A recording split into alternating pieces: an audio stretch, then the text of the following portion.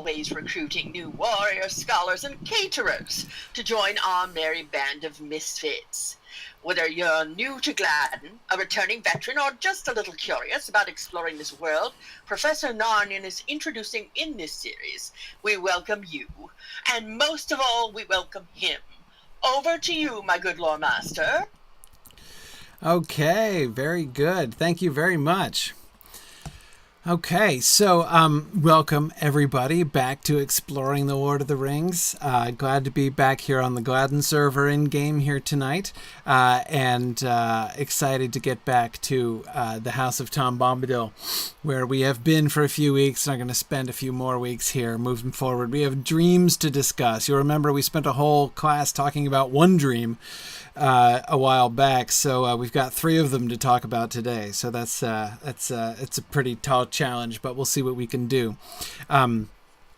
In the meantime, I also have some announcements, bunch of announcements. Today is a big announcement day because, as I have mentioned in the past, this week is the first full week of our annual fundraising campaign for Signum University. First, I wanted to mention, before I forget, just a reminder of the announcement I've made the last couple weeks. For those of you who are in the general Midwest region, don't forget to look up the Tolkien conference we're going to be having, our Midwest regional moot there that's going to be going on the weekend of Columbus Day. So Saturday, October 7th in Waterloo, Iowa. If you can come in and join us for a very low cost, high fun day of scholarly geekiness. So that'll be really great. It would be great to have you there. Just a reminder of that. And as I say, it is officially the time of our fundraising campaign. As you know, of course, this class is totally free to everybody, not only, of course, to attend, but to watch on YouTube, to download the videos and audio. We like to make our stuff as widely available as we possibly can. And during the one season a year, we remind everyone that we rely, of course, upon the generosity of our listeners and attendees to help to support us and to make that happen.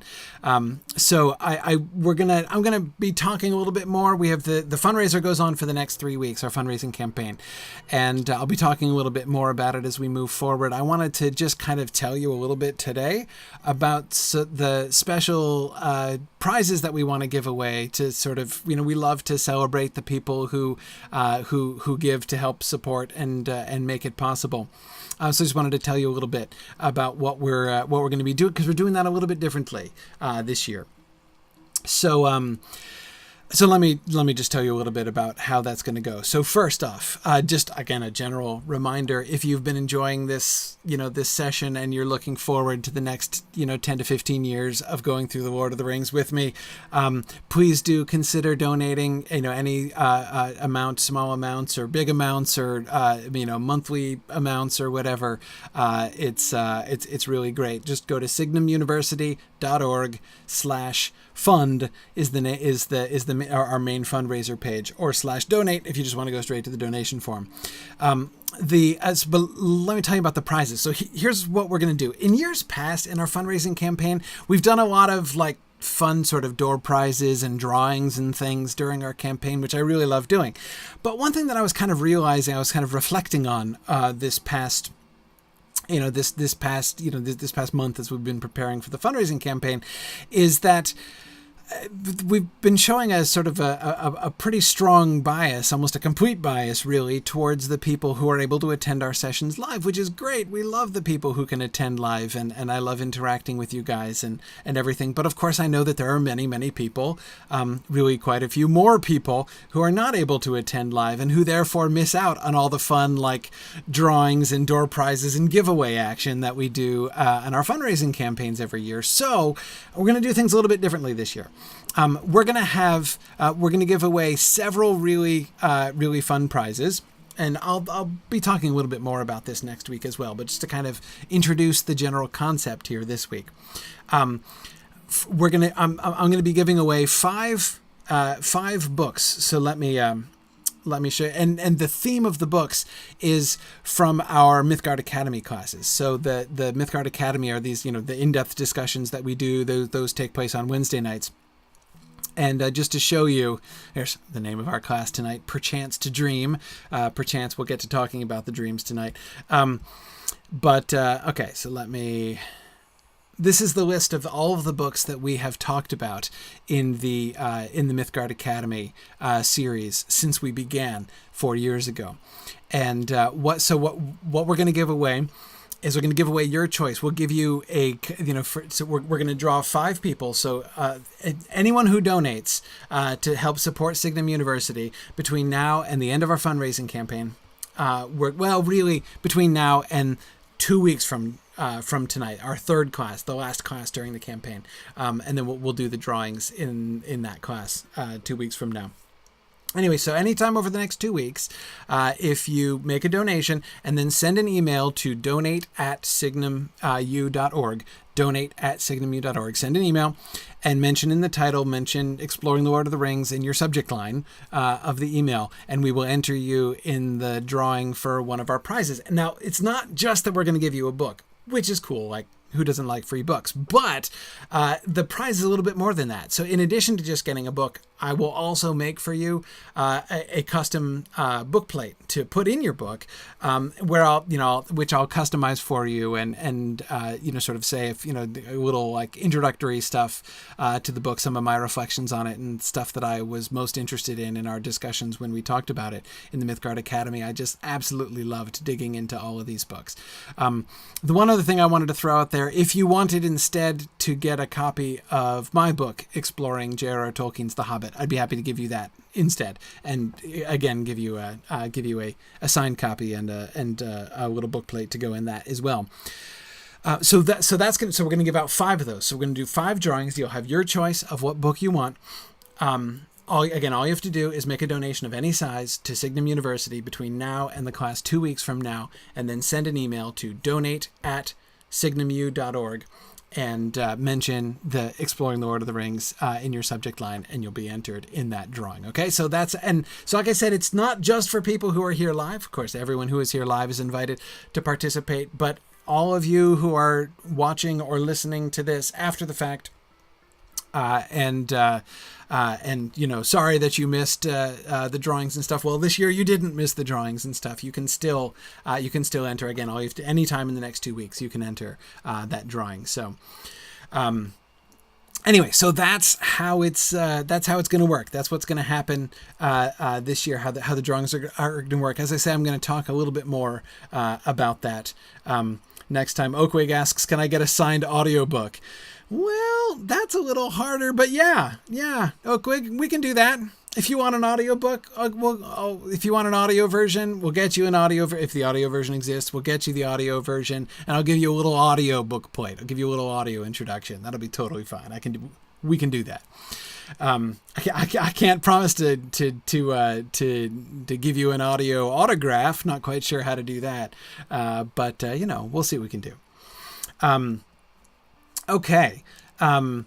So anyway, I just wanted to let you know about the other thing I wanted to ask, especially since Exploring the Lord of the Rings is new this year, and I would love to be able to kind of, part of what I'd love to do during the fundraising campaign. One of the sort of purposes of the fundraising campaign is it's a great opportunity once a year for us to just kind of raise awareness about what's going on at Signum University and all the kinds of things that we're doing in all of our programming. And I think there are a lot of people who either don't know or don't really understand or appreciate what this class is about. You have to admit this is a little bit odd, right, in a lot of different ways. This whole Exploring the Lord of the Rings book discussion / in-game field trip concept is a little bit out there even for me. So a lot of people, I think, don't fully understand what it's about. And I would be really interested if you've been enjoying our time together, as we've been going through the Fellowship of the Ring here so far. If you wanted to just write a little, like, 1 paragraph, sort of testimonial and send it to me by email, you could post it in the discussion forum. That'd be really great. I would love to kind of collect a few of those. That would be a lot of fun. So Anyway, just wanted to give you, just to kind of invite you to contribute those if you would like to participate that way. All right, so that's enough announcements for today.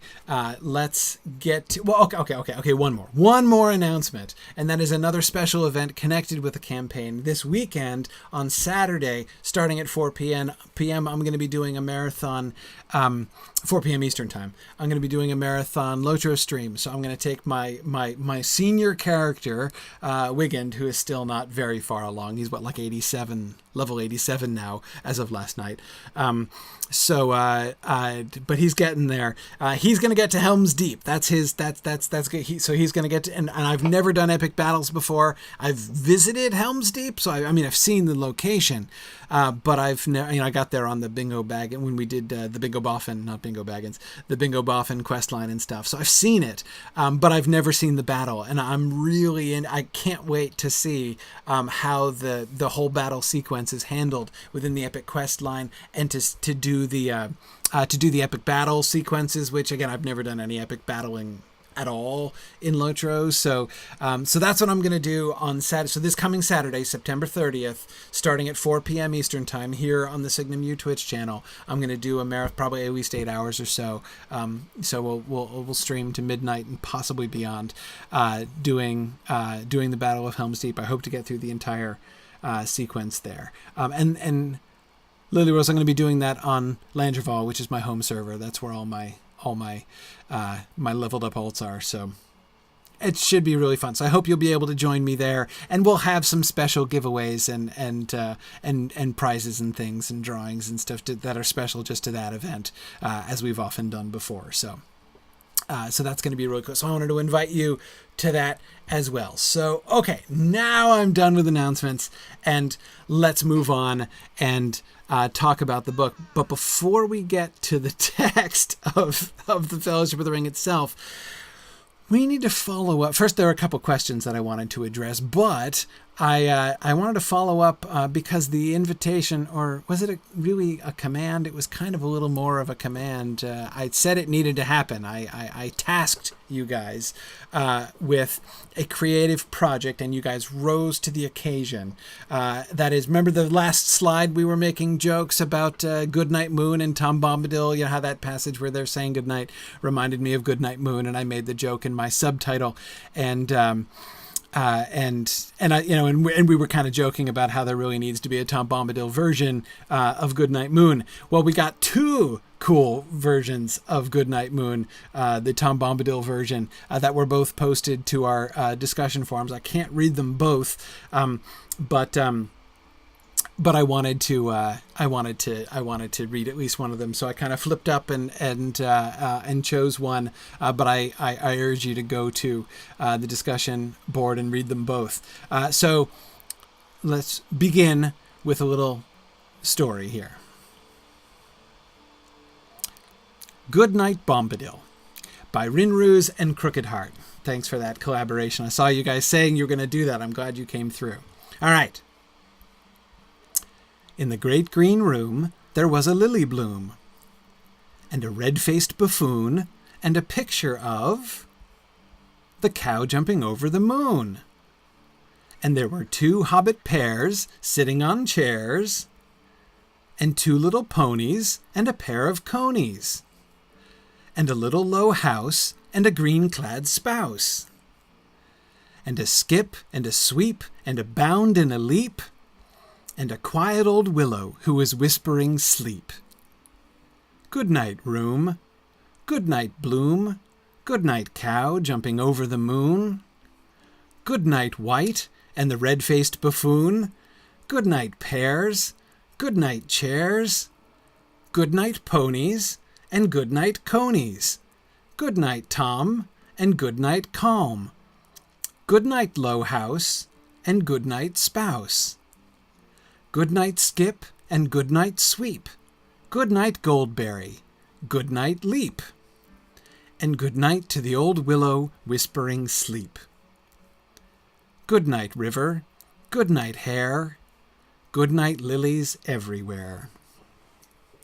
All right, very good. Now, I agree, Lady Schmebuak, this was missing artwork, right? And I felt that keenly as I was, making up the slides. I was trying that I spaced them on the slides based upon the spacing of what I remember reading to my kids when we were reading that book fairly regularly. But anyway, very good. That was very well done. I really liked both of them. But as I said, anyway. So very good. Thank you for making that creative project a reality. See all the things we're accomplishing here. This is really awesome. Okay, 2 questions before we get back to. By the way, that casting Old Man Willow in the role of the old woman whispering "hush" was brilliant. That was absolutely inspired. And I like, of course, although the cow jumping over the moon is not, of course, present anywhere in Tom Bombadil's house, the fact that, of course, the original Goodnight Moon includes a picture of a cow jumping over a moon, and like the fact that that's an obviously relevant Tolkienian reference, right? Keeping it in, totally defensible under those circumstances. All right, cool, very good. Okay, so question number 1. This is Mike, who said, I was thinking more about Tom's chance line, when by chance, if chance you call it, just this morning, I stumbled over a similar reference listening to the audiobook. I dug out my paper copy and checked it out. Appendix A, Part 3, Durin's Folk, Gandalf speaking to Frodo and Gimli in Minas Tirith, because I met Thorin Oakenshield one evening on the edge of spring in Bree. A chance meeting, as we say in Middle-earth. And Mike, this is certainly one of the very famous examples, all right? I mean, if there are 4 places in the text that I always think of, as examples of the chance if chance you call it thing, right? One is Tom Bombadil's line. One is the Gildor and Glorian passage we've already looked at. One is when this comes up in the Council of Elrond with Elrond. And the 4th one is this one in the appendix. But Mike, I loved this observation. And he says, yes, that's chance meeting, with a hyphen, strange and deliberate, but it's a similar sort of construction to Tom's passage. They say it in Middle-earth. Gandalf doesn't explicitly say that others wouldn't consider it chance, or that it definitely wasn't chance, but he sort of hints at it the same way Tom does. Mike, I loved that observation, and Mike, I've missed that. Because I always listen to the audiobook. And so I'm really glad you looked it up in the paper copy. I think now I'm thinking Robert Inglis misreads that line, right? He just, when he reads it, he just says a chance meeting, as we say in Middle-earth, right? But that's not what it is. It's not a chance meeting, as if that were just an adjective and a noun. It's a chance meeting, right? The fact that that is hyphenated, that really, Mike, that kind of blew my mind. I hadn't noticed that in forever because it's been a long time since I've looked at the print version. This is a really cool example of that kind of hyphenation phenomenon that we've been talking about, right? That chance meeting, there is no way that deserves to be hyphenated, right? That's just not a hyphenated phrase under any circumstances. You would think it's just an adjective and a noun, right? But Tolkien hyphenates it, and that is exactly the kind of thing which, and I've credited Sparrow Alden for this observation in her Hobbit thesis at Signum. That when Tolkien does that, her argument is that he is presenting, like a kenning, basically something which is, there's a word for that in the original Middle-earth language, right? But we don't in modern English have a word that means that. Exactly, Mary, like night shadows in Tom's song when we were talking about that then, exactly. So the idea that there's a special noun, right? The implication that there's a special noun night meeting, or chance meeting, sorry, not night meeting, chance meeting, right? So there are meetings, and then there are chance meetings, right? And I love that. I think that's really, really neat, and I had never noticed that before. So really, really glad that you brought that up. And I totally agree, Mike, that you can see a very similar response to Bombadil, right? Gildor, when he talks about it, states much more clearly there's more than chance, right? But there's a purpose, but he doesn't know what the purpose is. Both Gandalf and Bombadil, Mike, as you're pointing out, acknowledge the fact that this is one of those things that is referred to commonly in Middle-earth as chance, and with the heavy implication that it isn't really, but that's how people think of it. Yeah, very good. Okay. Second one. Then we'll get back to then we'll finally get to our dreams. And you'll notice, by the way, I'm already on slide 21, right? Personal record. I cheated a little bit with the Goodnight Moon book, which was 18 slides, right? So, but I was like, hey, I was tempted before class started to like ask you guys to place bets how far through my slides I would get, but that would be cheating. Anyway, okay. Brandon Lovesey wants to return briefly to an element of this passage we didn't talk about much, which I'm glad he is. Fair lady, said Frodo again after a while, tell me if my asking does not seem foolish, who is Tom Bombadil? He is, said Goldberry. Frodo basically prefaces his question to Goldberry with, if this is a stupid question, don't feel you have to answer it, and she goes on ahead and answers it. She doesn't upbraid him or suggest that his question was foolish. Tom is strange, especially to the hobbits. It is only natural for them to have questions. My question is, what can we do with this? Goldberry acknowledges that it's a valid question to ask who is Tom Bombadil, and clearly feels that her answer is sufficient. He is. Is there anything else we need to know? Great. I think that I'm really, because we did kind of skim over that phrase, if my asking does not seem foolish. And I love the opportunity to pause for a second and think about the implications of that, what that tells us about Frodo's own state of mind as he's asking the question, right? If my asking does not seem foolish is clearly an acknowledgement that there's a decent chance that it's going to that it's going to sound foolish, right? That at least it could be mistaken as a foolish question, or possibly even that he's actively like trepidatious that it is, in fact, a foolish question. I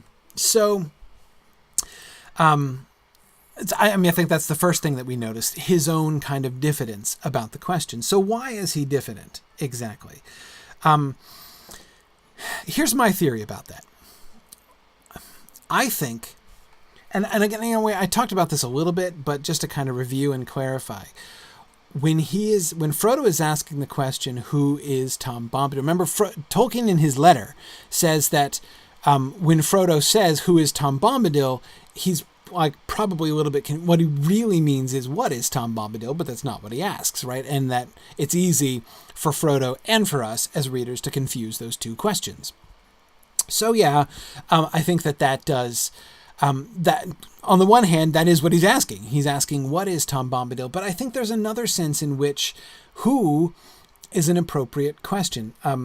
The one example that I gave that kind of popped into my head back then was the King Saul and David thing, right? When he does this thing and he's like, who is he? No. I know his name. I know where he comes from. But like, who is he? Like, what is significant about him? Of course, we have another obvious parallel sort of nearby. We haven't encountered it yet, but it's going to happen, right? Think about Aragorn. Frodo knows Strider, right? He knows him. He sees him. He travels with him and everything, right? Remember the reaction that Frodo has when Gandalf tells him his lineage, right? When he learns in that conversation that he has from bed, right? When he wakes up in Rivendell and Gandalf is sitting at his bedside and they have that first conversation. And in that conversation is when Gandalf reveals that he is, an heir of the old kings. And remember Frodo's reaction. Frodo's like, oh, I had no idea. I thought he was only a ranger, right? That is, he knew who Aragorn was, right? He knew who Strider was. They'd met him, right? Again, but he didn't know like who he was, right? He's somebody. And when Frodo is told he is the heir of Isildur, it's like, oh, whoa, so that's who he is, right? And I think that's what Frodo is asking here, essentially. Like, essentially, he can tell that Tom Bombadil is kind of a big deal, right?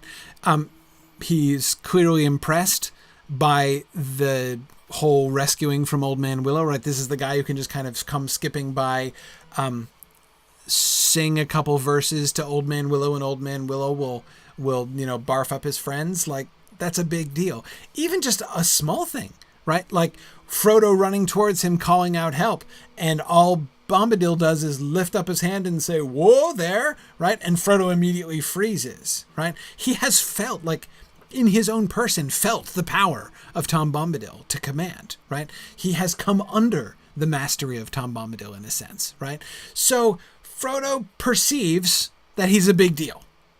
And so he asks, who is he? Right? Like, who is he really? Like, what's his background? He's a big deal, right? So who is he? So, like, does that question mean what is he? Yeah, it does mean what is he, right? Like, I can tell he's a big deal. Like, what kind of a big deal? Like, what's his resume? What are his credentials, right? How does this work?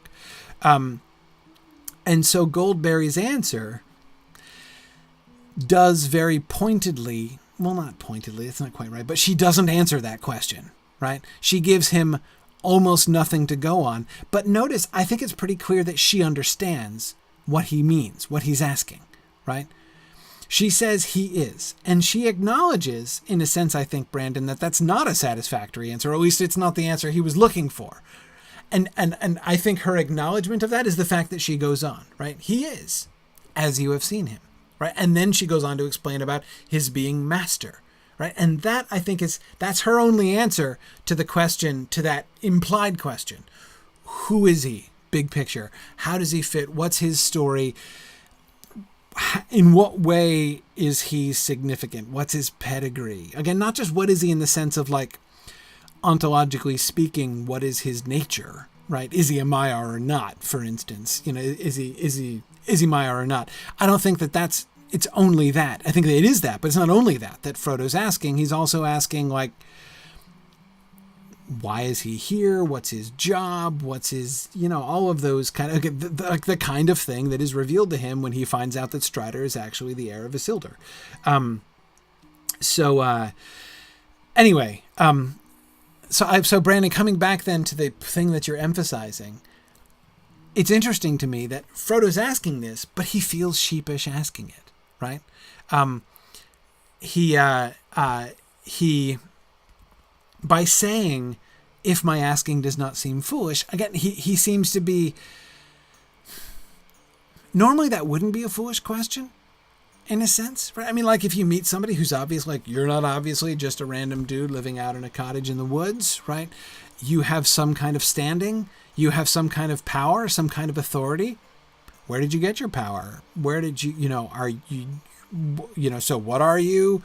What's your role? What's your job? What's your background, right? There's a story here. Tell me, what is the story? What makes you a big deal, right? What should I know about, like, who am I really talking to here, right? I should know that, shouldn't I? And that's why he asks Goldberry first. He doesn't ask Tom, right? Because he seems to want to be like, okay, it's almost like, is there a title I should be using? Do I do I bow? Like, is he a lord of some kind? Is he one of the, like, what is he? Who is he? Like, what's significant? But again, so in a sense, the surprising thing is that he should think that question potentially foolish, right? So in a sense, I think there's almost a way in which he instinctively anticipates that it's that it's a question that's not going to have a clear answer, right? Ask it of Strider and you'll get eventually you'll get a clear answer, right? Who is Strider? He is Aragorn, son of Arathorn, heir of Isildur, and, the future king of Gondor, right? That's who he is. There is no answer to the who he is with Tom Bombadil. And remember, Frodo has already been, by this point, he's already had his moment of enchantment, right? Where he burst out into Bombadilian song, right?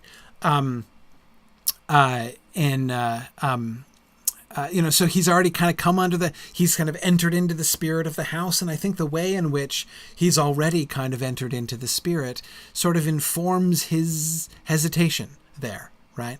Again, normally it would be a kind of normal question to ask. Here, much less so. Tilian, that's a really good point. Tillian is saying, I can't decide if the stress is he is, as in the God sense that many people see, or if it's he is. Like that guy over there is Tom Bombadil. You've already met him. First, he is not God's name, right? God's name is I am that I am, right? The whole sort of point of the first person is really essential. The name of God is not he is. The name of God is I am. And that's an important difference, right? The first person perspective is a crucial element of that whole traditional construction. And remember, Tolkien alludes to that, and specifically, and he's not just backpedaling there. He's saying, like, that's a totally different thing. To say I am that I am is a totally different thing. What the name of God does, that just to give you my personal opinion on that, what the name of God there does is basically deny there is no way to complete that sentence, right? To say anything, to put any kind of either adjective or noun after the phrase I am when describing God is to limit him, right? To identify him as a thing, right? And the whole point is that God is not saying I'm this or I'm that or I'm this kind of way or I'm that kind of way. The name of God is I am, full stop, right? It's about being and embracing all of these things and not being able to pigeonhole him in a particular place. That's not what Goldberry's saying about Tom. He doesn't say that, right? What she's claiming is that he exists, which is pretty clear, right? And so in a sense, Tillian, I think it's, in a sense, it's more that second sense, right? He is, right? He is, and because again, look at how she finishes the sentence. He is as you've seen him, right? He is, the point is not that, like, ontologically speaking, there is no answer because he is everything. The point is that the answer to that question defies language, right? Like, he is himself. She makes the point that, like, you can't answer that question in a non sort of recursive way, right? He is himself is the answer. Again, God's name is not he is himself, right? His name is I am what I am, right? I am, full stop.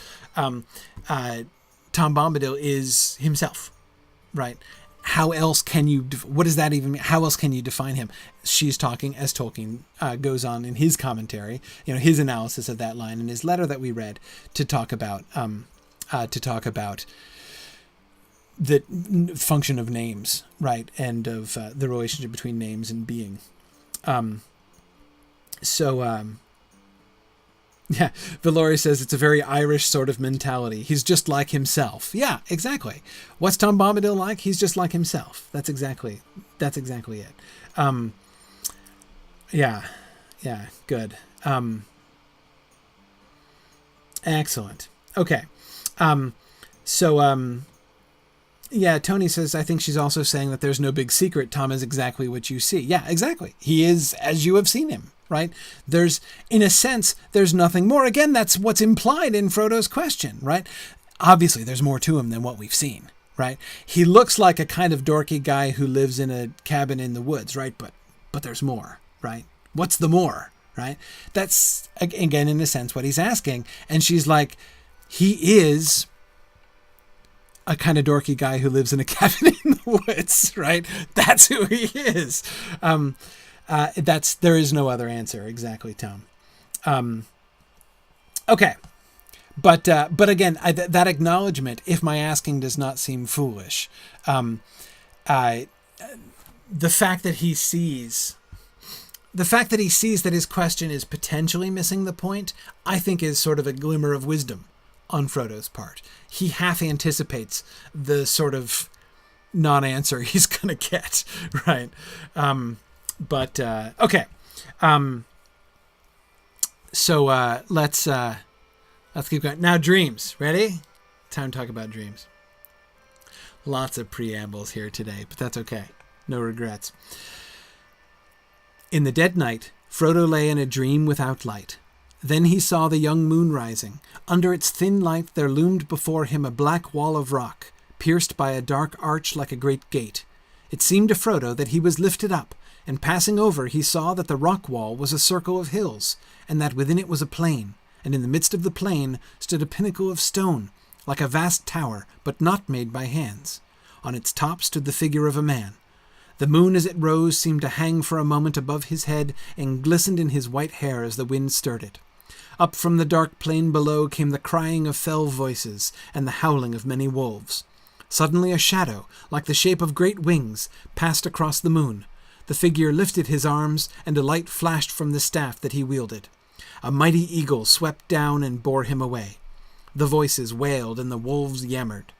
There was a noise like a strong wind blowing, and on it was borne the sound of hoofs, galloping, galloping, galloping from the east. Black riders, thought Frodo as he wakened, with the sound of the hoofs still echoing in his mind. He wondered if he would ever again have the courage to leave the safety of these stone walls. He lay motionless, still listening, but all was now silent, and at last he turned and fell asleep again, or wandered into some other unremembered dream.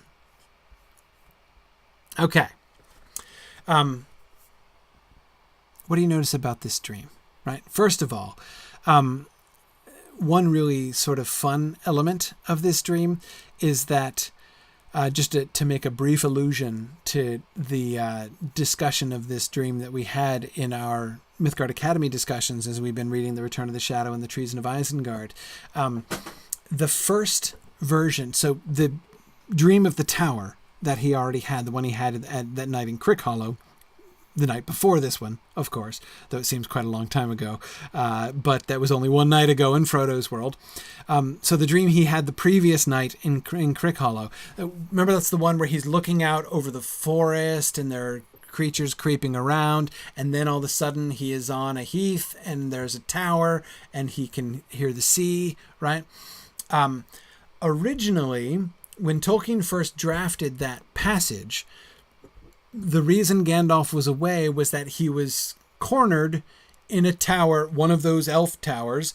Well, probably wasn't an elf tower at the time, but anyway, one of those towers out by the sea, and he was trapped there by Black Riders. So Gandalf had been pursued by the Black Riders, and he had taken refuge in one of these towers, and the Black Riders couldn't drive him out of the tower, but they were basically besieging him in that tower. So he was a prisoner in the tower, and that's why he doesn't show up to meet Frodo. That was like way back when, one of the early draft versions of sort of the explanation of Gandalf's movements. So the interesting thing is that the original vision, the original dream that Frodo had contained both of those elements, right? It contained the vision of the sea, right? And his encounter with the sea and his kind of like the way that he's deeply troubled by the dream of the sea. And also I'm having a like real-time insight into what's happening somewhere else, right? And as we talked about when we talked about that dream, this is a trend, right? We've already seen in The Hobbit, we see this, that one of in the category of significant dreams that people have, the most prevalent kind of significant dream is when you dream of something that is actually happening in the waking world, either around you or somewhere else at the same time, right? It doesn't always happen, but that is a fairly common kind of significant dream, and that was Tolkien's first impulse with the dream of the tower. We saw, of course, in the published Fellowship of the Ring that element has been removed, so that the dream that he has in Crickhollow, the dream of the forest and then the tower, is totally separated. It's not a current events dream at all, right? This is more like a current events dream, right? As of course we recognize what is being described here, right? He sees in some detail Isengard, right? There's a black wall of rock and there's a dark arch in it, right? And then he passes over the rock wall and there's a circle of hills with a plain inside and a tower that looks like it's not made by hands. And then a man standing up on top, a man with white hair standing up on top, So this is, we know in retrospect, right, that this is Gandalf being imprisoned in Orthanc. And we see his escape, right? We see that an eagle comes down and rescues him. We don't get any of the backstory, right?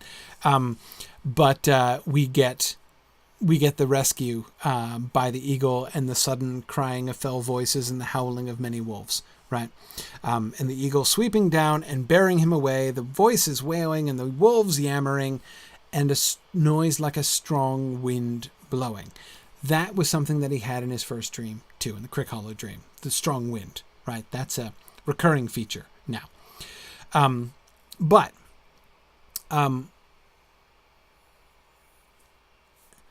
Amathorn, that's the really interesting point. So on the one hand, initially, this seems simple, right? This seems like cut and dried. This is a current events dream. We've seen it before. Except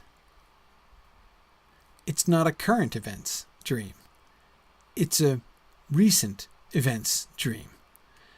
Gandalf is not on Orthanc. This is not happening this evening.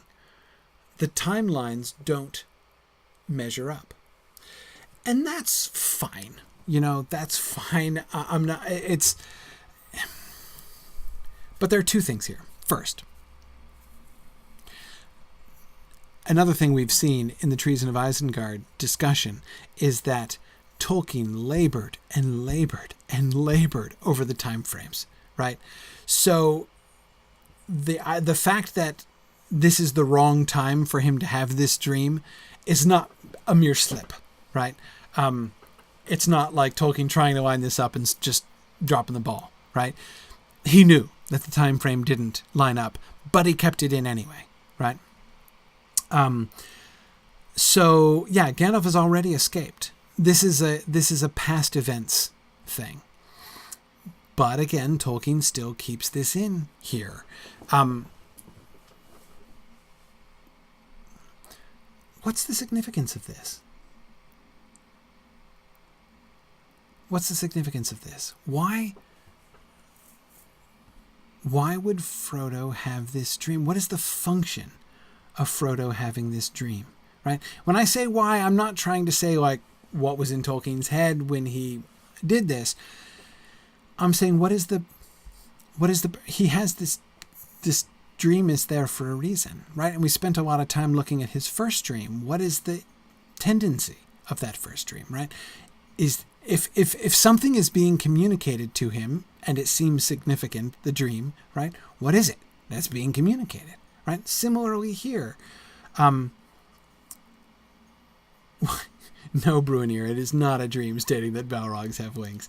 Balrog is right out of this. The dark wings are just eagle wings, right?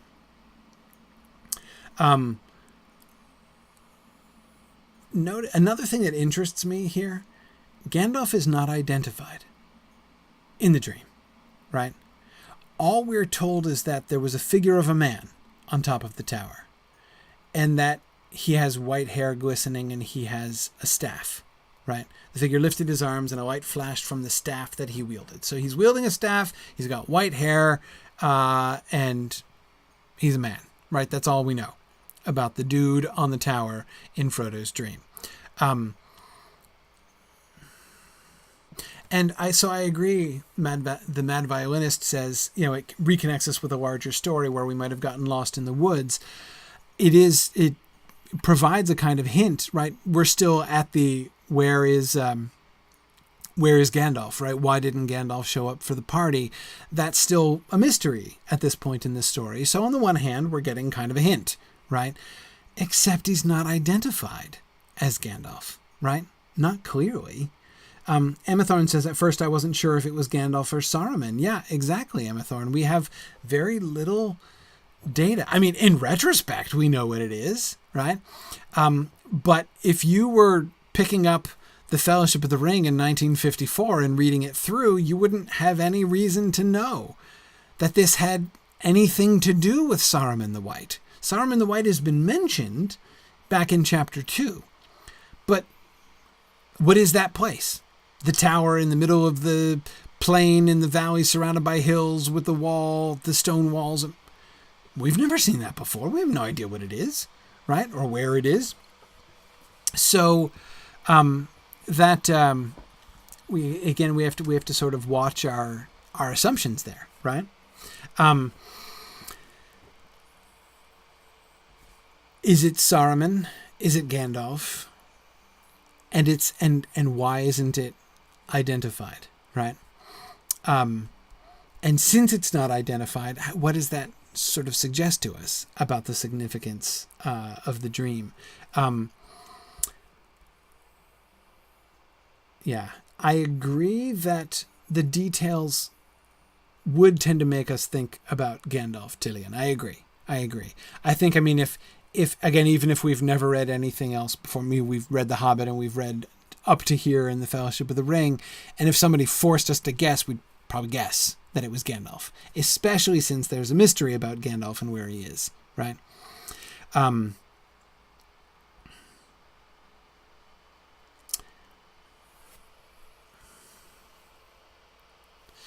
JJS, do we have any reason to think of Saruman or any other specific non-Gandalfian character at this point? We've heard of Saruman, as I said. We don't have any necessary reason to think of him. White-haired dude holding staff is probably Gandalf, right? But James, that I think is the important point. The reader is left in the same state as Frodo, not being really sure what it meant, right? Yeah.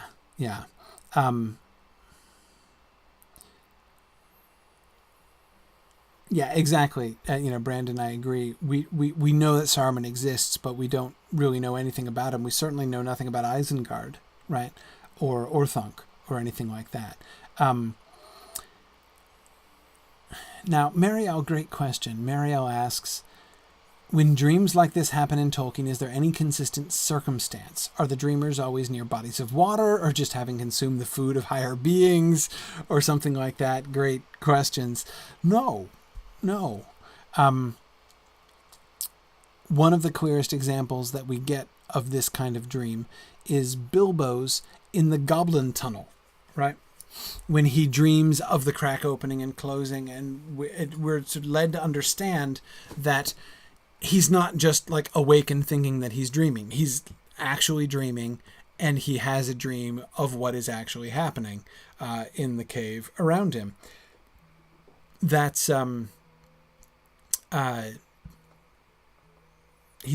neither of those things is true, right?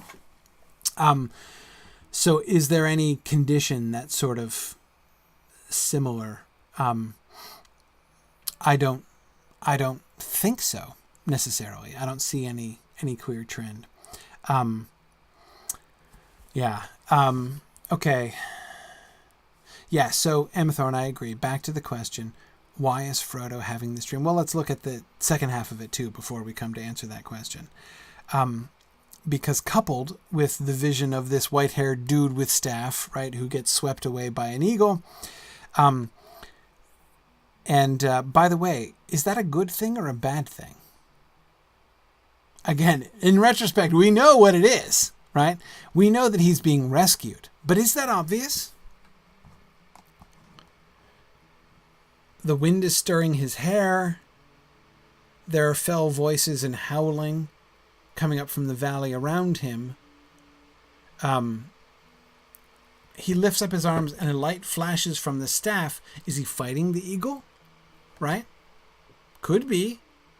And the mighty eagle sweeps down and bears him away to eat it. I mean, we have a precedent for this, right? The Hobbit leads us to expect that when an eagle swoops down and takes somebody away, it's probably a rescue, right? So the parallel between Gandalf being, Gandalf and the dwarves being rescued out of the top of the tree by the eagles, the trees by the eagles, and this person being carried away from the top of the tower, that parallel suggests that it's a rescue, right? But it's not open and shut, right? Yeah, Erocab points out, unless the swoopy is a sheep, right? As, of course, the Lord of the Eagle acknowledges that normally they would be after their sheep.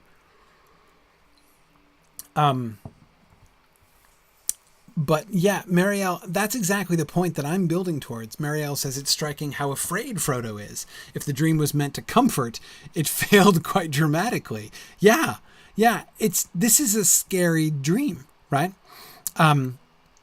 So let me, because look where it segues from here. So this figure has just been swooped down upon and carried off by an eagle for reasons we don't know.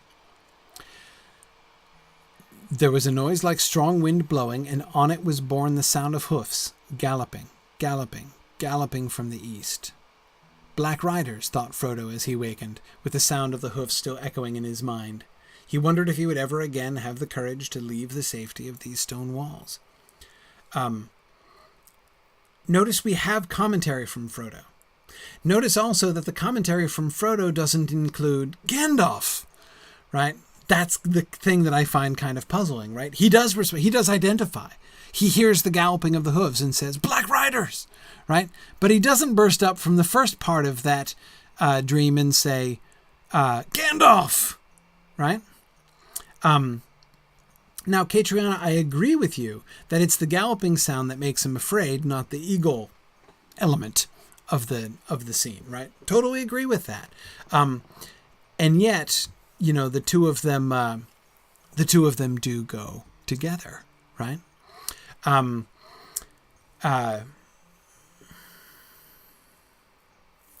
Mike, by the way, Mike asked a question. I don't know the answer to your question, Mike. Mike asked, why hoofs instead of hooves?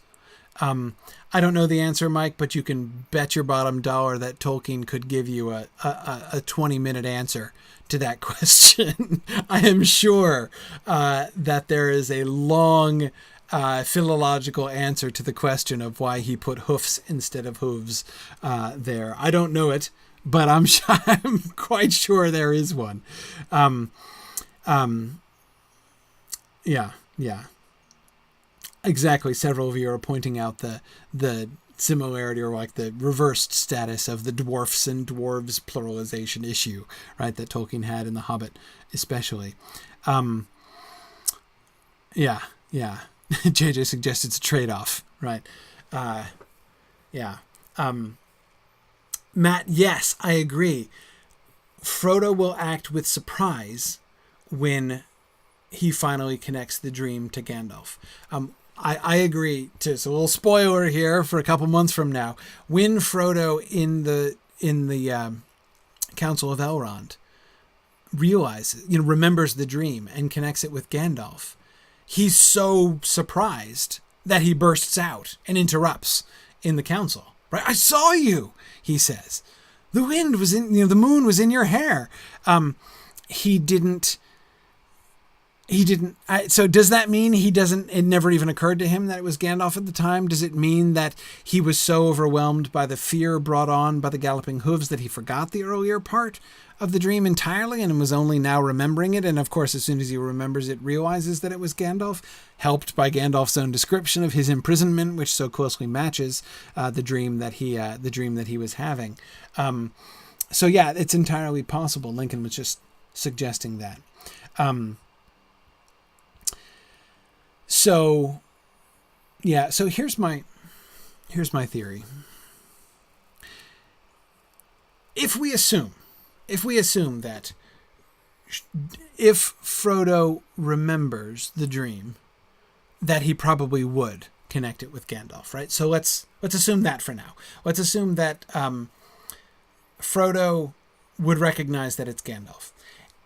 It makes a certain sense that Frodo would have a dream of Gandalf. Or rather, let's come at that from a different angle. What would be the effect of Frodo having a dream of Gandalf's captivity and rescue? Right? I think clearly the effect would be he'd be relieved, right? Because he's been wondering, where the heck is Gandalf? Why didn't he come back? Possibly even feelings of anxiety or betrayal, right? Why did Gandalf leave me to face this by myself? There are black riders in the Shire? I'm being hounded. I'm on my own. Where the heck is Gandalf, right? Answer to your question, Frodo, right?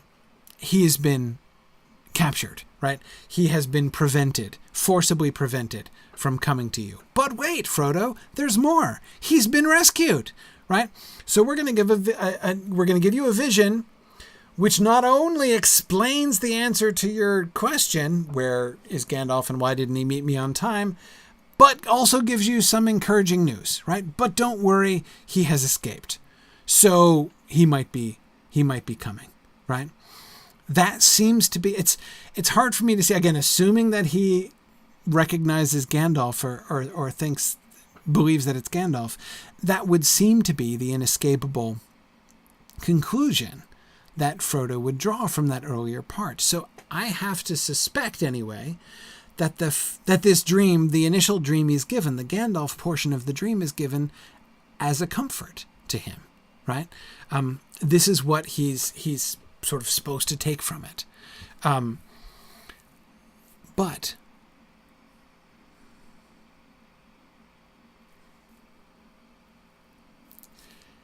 then the dream turns and becomes a dream of fear. But you know what? I just thought of something for the very first time ever.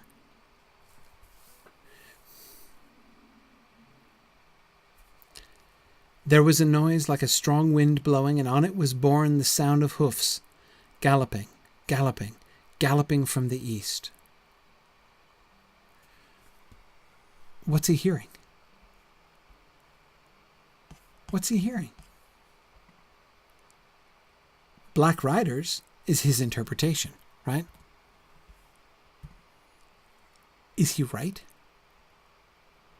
What if he's misreading his dream?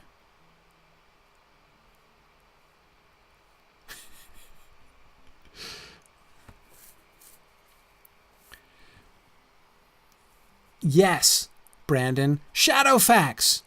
The Black Riders aren't the only hooves that are coming to him from the east, right? Following along a very similar trail to the trail that the Black Riders have followed is Gandalf, right? And in fact, it fits exactly what we've seen, right?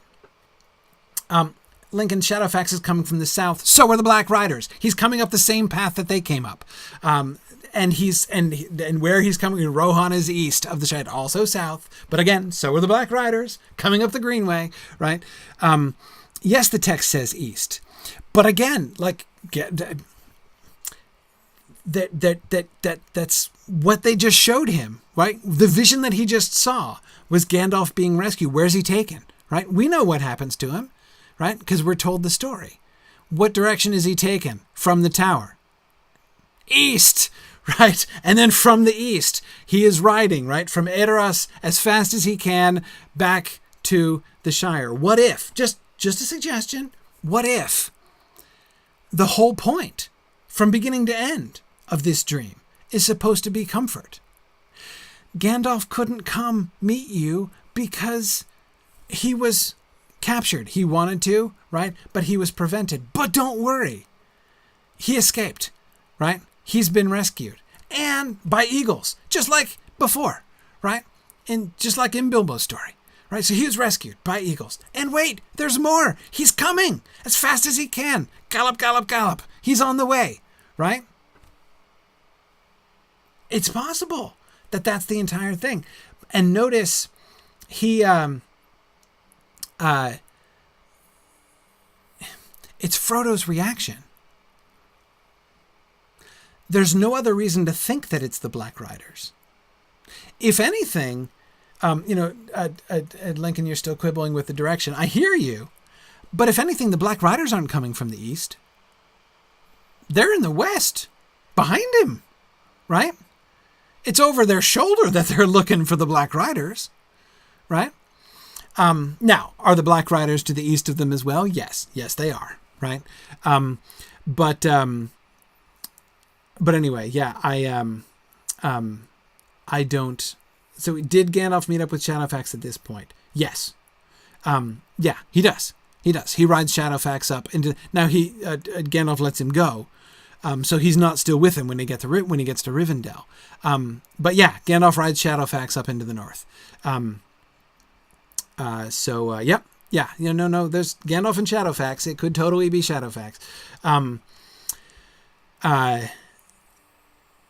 Yeah. So I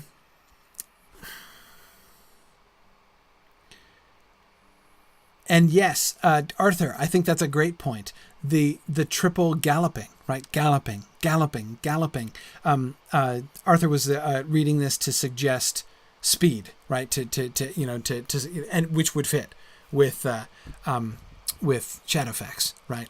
That he's coming, right? And no, Katrina, we don't know about Shadowfax yet, but we don't know about Isengard either, right? This is a dream that we don't have the tools to interpret yet in this story, right? We can't figure this out. The only one element of this whole story, okay, two elements. There are only two elements that we have, right? One is the dude with the white hair with the staff, who is probably Gandalf.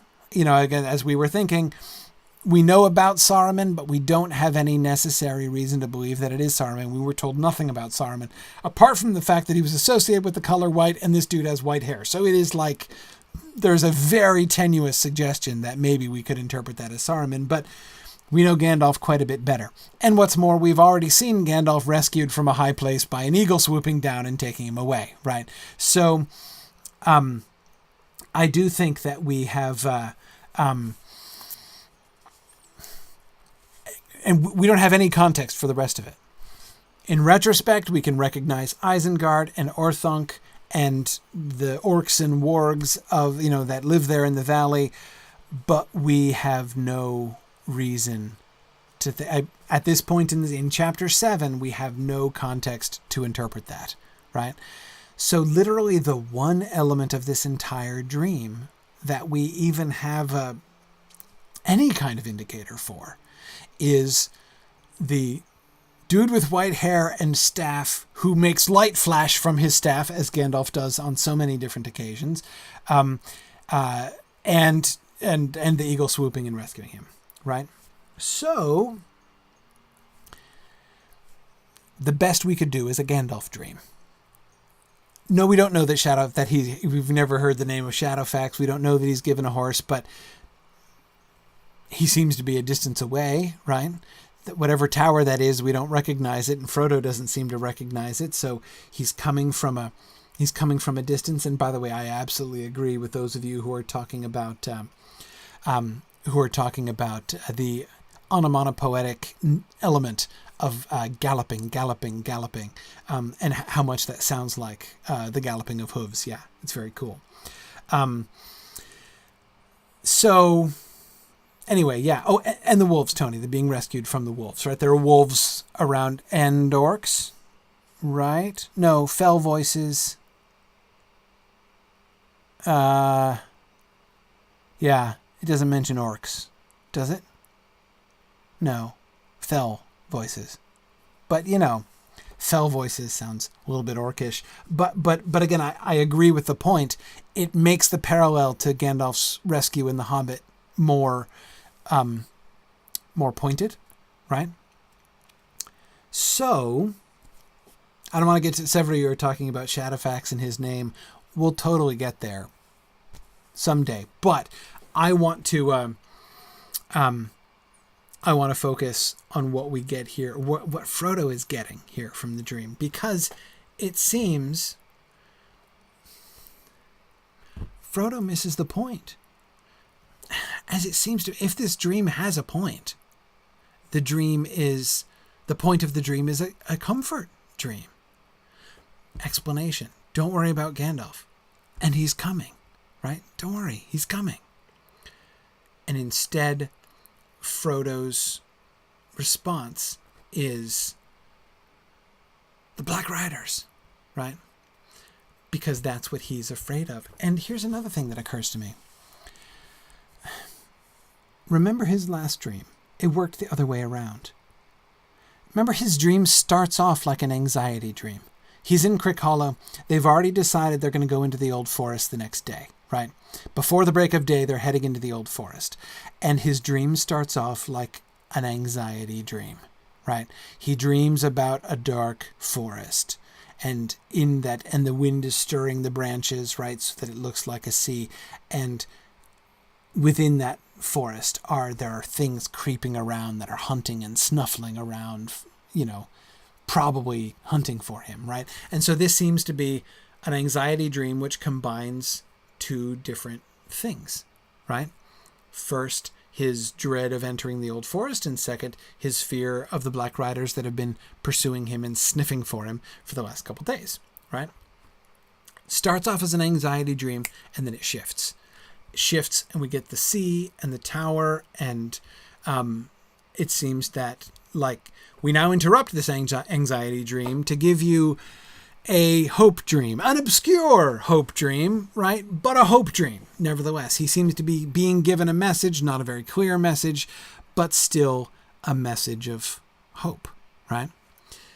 Here, it works almost opposite to that. He seems to be being given a hope dream from the beginning, right? And a much more direct one, because it's in that other genre of current events dreams, right? Or again, recent events dreams. And in a sense, a recent events dream is even more encouraging. Not that he knows it's a recent events dream necessarily, but in a sense it is, right? Here's what happened a little while ago. He's galloping, and he's almost there now, right? That's the reality, right? But instead of being comforted, instead of being relieved, he experiences only fear, right? He experiences only, he reinterprets it. It's like the anxiety asserts itself at the end instead of being driven away from the beginning. Black Riders! Of course, that's what the galloping means. And until tonight, I literally always assumed that Frodo was correct about that.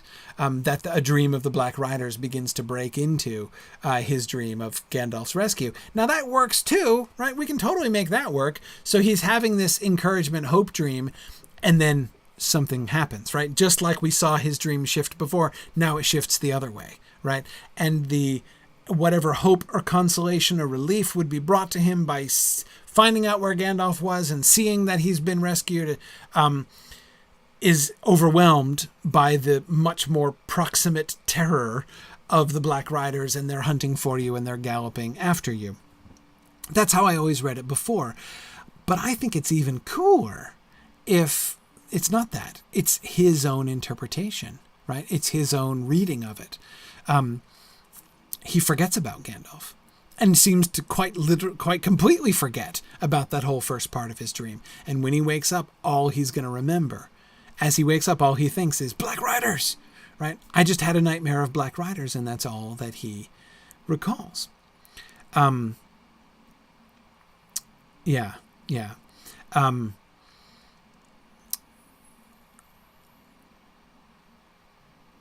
And he wonders if he would ever again have the courage to leave the safety of these stone walls, right? His fear really sets in. The sound of hoofs is still echoing in his mind as he wakes up, right? And what he associates with those. So he... Now, I agree, Arthur, that correct dream interpretation usually requires a wiser or better informed third party, right? It's not unusual for the dreamer not to understand or to misunderstand the dream. I agree. But we should address the suggestion that several of you have been making. Brandon, I know you were just making this a minute ago. Could the ring be involved? Right? Could his turn to fear there at the end be influenced by the ring? My answer, in theory, sure.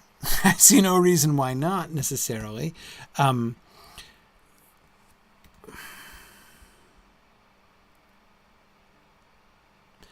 But I don't know that we have a real clear reason necessarily to believe that. I don't know.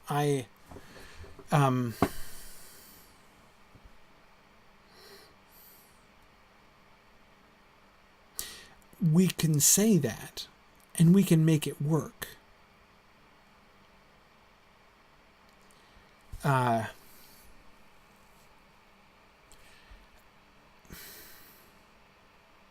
It doesn't, to me, have the obvious... I was about to say, that ring of that certain ring to it. Here's what I mean by that.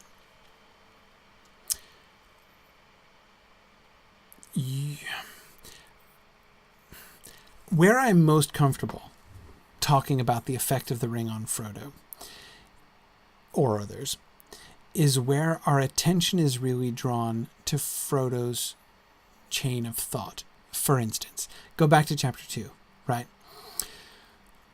Gandalf tells him to try to throw the ring in the fire, right? And Frodo looks down at the ring, and remember what happens, right? He thinks about how beautiful it is, right? How perfect is its roundness, right? And all that. Remember that passage? Our attention is really drawn to what Frodo's chain of thought is. And the whole context has set us up to believe, like, what Gandalf is testing is how much hold does the ring have over him. And immediately afterwards, Gandalf comments on it. See, it already has far too much hold on you, right? So that's the clearest instance that we've gotten of the ring influencing Frodo directly. And again, what we got there was the narrator drawing our attention to Frodo's chain of thought. We don't get that here, right? We get this, Catriona, a knee-jerk reaction, a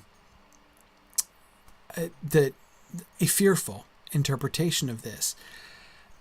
It doesn't seem to me unlike something the ring would do. I mean, remember the other time that I think it's pretty clear that we're seeing the ring's influence on Frodo that we've already seen so far is that string of rationalizations that we saw go through Frodo's mind when he's considering putting on the ring when the Black Rider is creeping towards him in the bushes, right?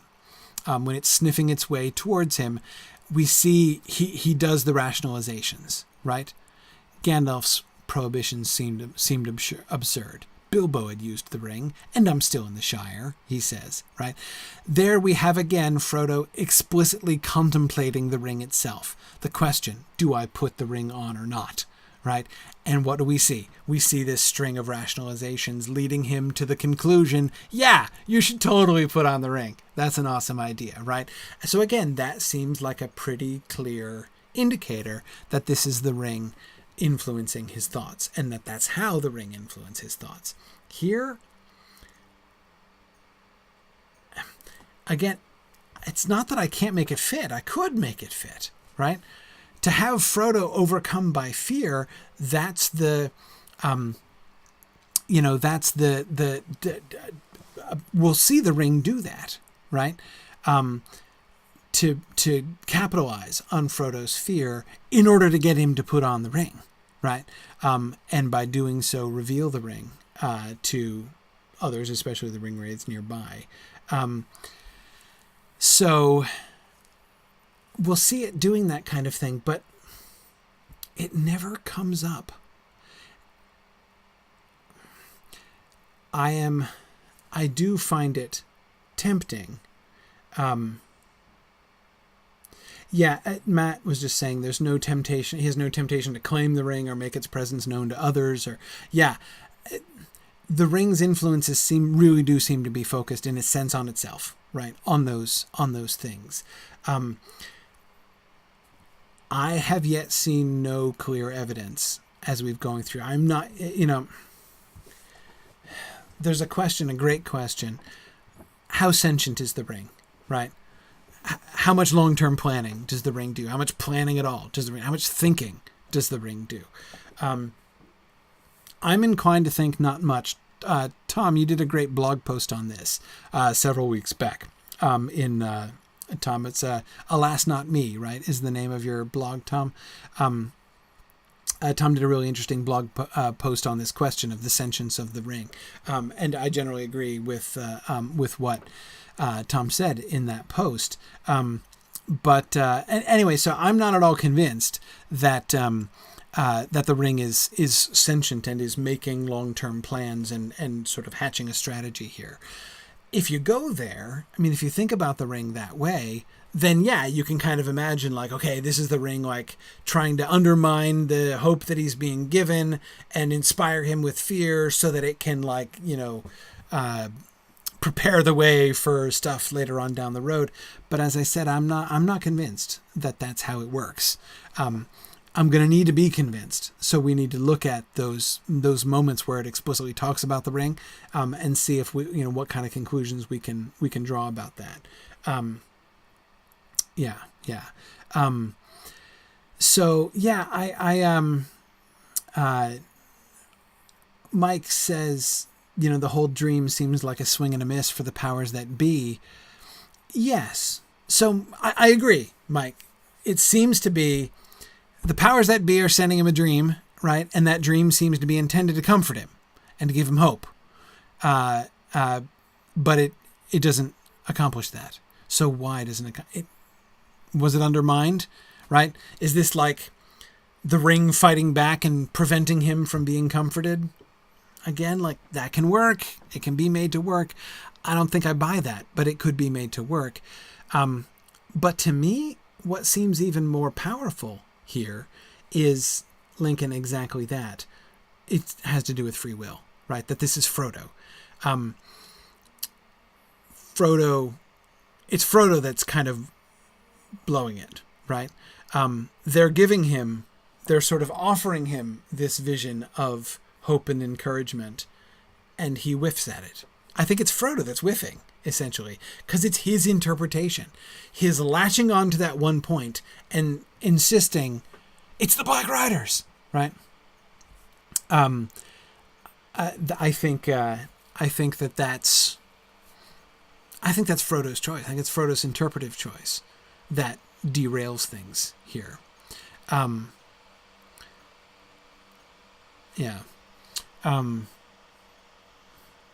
Let's we'll of course get more ring action, right? Not too long from now, in the next day, right, as they're sitting around in the house of Tom Bombadil, we'll get that really interesting ring moment, right? So we'll get more of a chance to see the ring's influence and the ring's power there. Tony is suggesting Olmo is transmitting him a dream through the Withy window. What could be more likely, right? That's exactly the kind of thing that we see. I quite possible. Can we make it, does that fit into what we see of Tolkien's mythology? Totally it does, right? Could absolutely see that.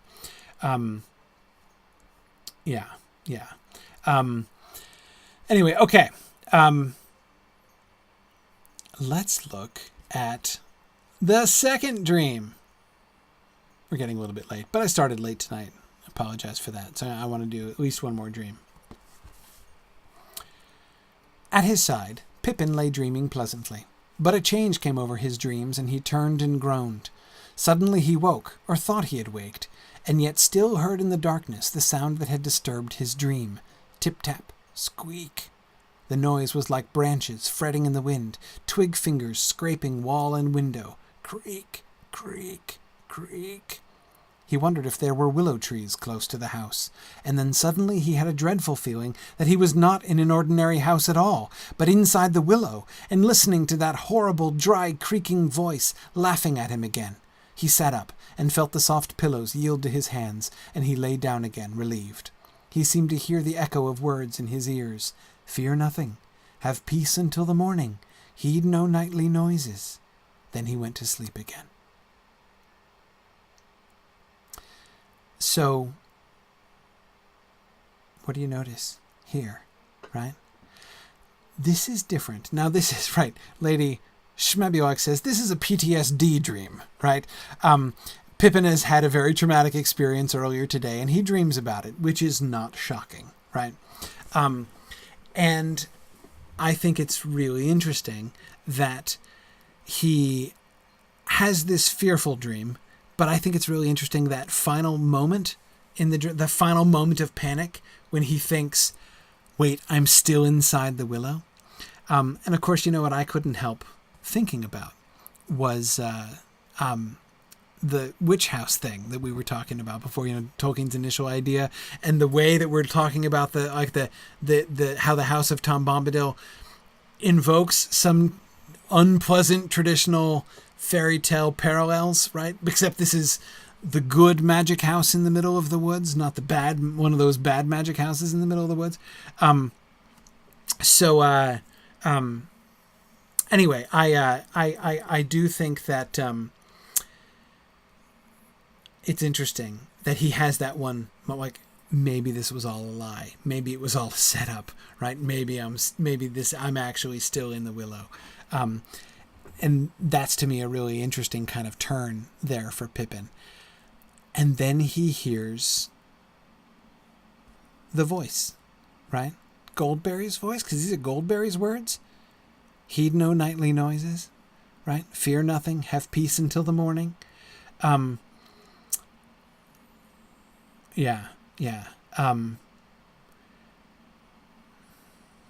Yes, Tarloniel, exactly. Pippin and Merry recall the spell of warding laid on them by Tom and Goldberry. When they wake up in fear, that spell is sort of still protecting them, right? That's what they recall, and they're immediately relieved. The fear is broken by the memory of the words, fear nothing, have peace until the morning, heed no nightly noises, which of course is what he was just doing, right? And then he goes back to sleep and is fine. Yes, Arthur, the reassurance works. The shape of his dream is very different from the shape of Frodo's dream. And the reaction. Notice there's no memory of Goldberry's. Goldberry's reassurances don't come in for Frodo. Goldberry or Tom's reassurances. He could be told to heed no nightly noises, right? To remember that nothing can come in. And in a sense, you remember Frodo recalls that, right? He wondered if he would ever again have the courage to leave the safety of these stone walls. He knows that the stone walls are safe, right? Even if the Black Riders did come, they couldn't get in, right? They couldn't catch him. So in a sense, Frodo remembers the reassurance, but he's not reassured by it. He's still afraid, right? That by itself inclines me again towards the interpretation that Frodo is misinterpreting his dream, right? The spell of warding, right? The spell of protection, the blessing laid upon the hobbits by Tom and Goldberry protects them from fearful dreams in the night.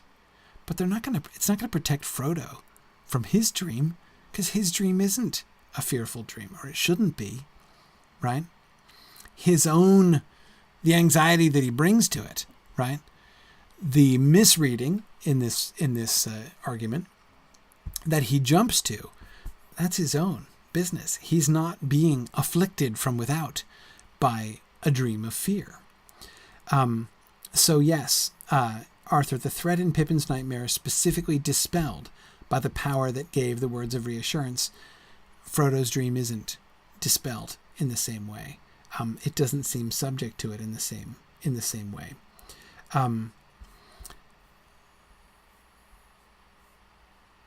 Merry's dream. It was the sound of water that Merry heard falling into his quiet sleep. Water streaming down gently and then spreading irresistibly all round the house into a dark shoreless pool.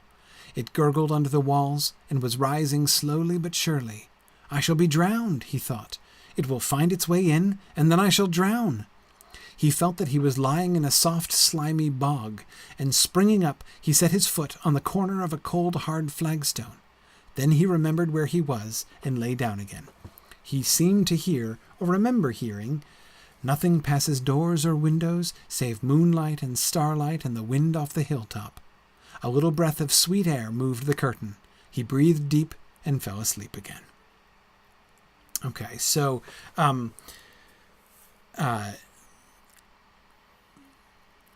Mary, what's Mary's dream about? He also has an anxiety dream, right? Where does his dream come from? Pippin's is pretty clear, right? He dreams he's still inside the willow, that he's hearing that terrible voice. PTSD dream. What about Mary's? Mary's is kind of interesting to me.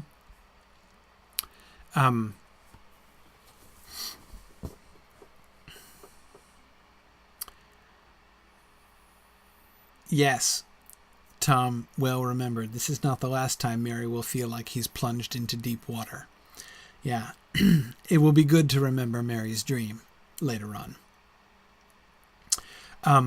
But James, that seems to be the simple, clear way to understand it, given what we know right now, right?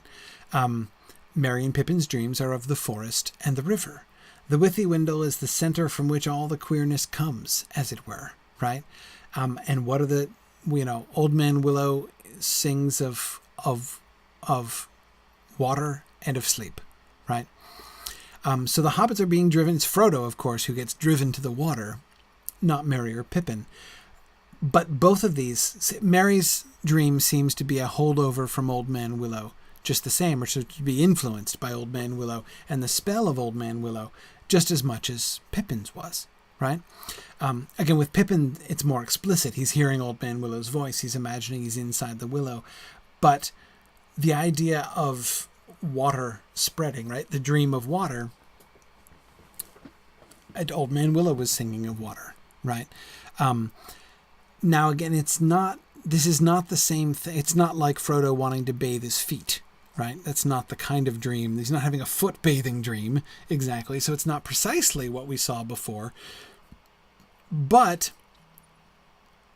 what was Merry's day like? I mean, yeah, he gets caught in a crack, right? He is at least half eaten by the tree, just like Pippin. But that wasn't the only thing that happened to Merry. What was the rest of Merry's day like? Remember what happens to Merry? What's Merry's role in the previous day? What does Merry spend chapter 6 doing before he culminates his day halfway inside a willow tree?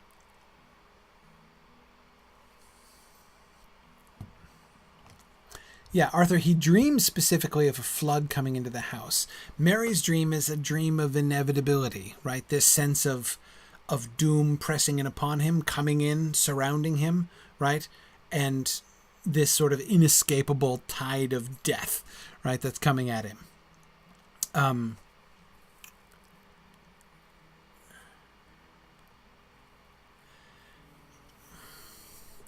Yeah, Lincoln, exactly. He was the leader of the party who's supposed to be guiding them, and he spent his whole day being led around the forest and pushed around by trees, right? Yeah, exactly, Tony. He was cheering on the party and being the leader of the party, but failing, right?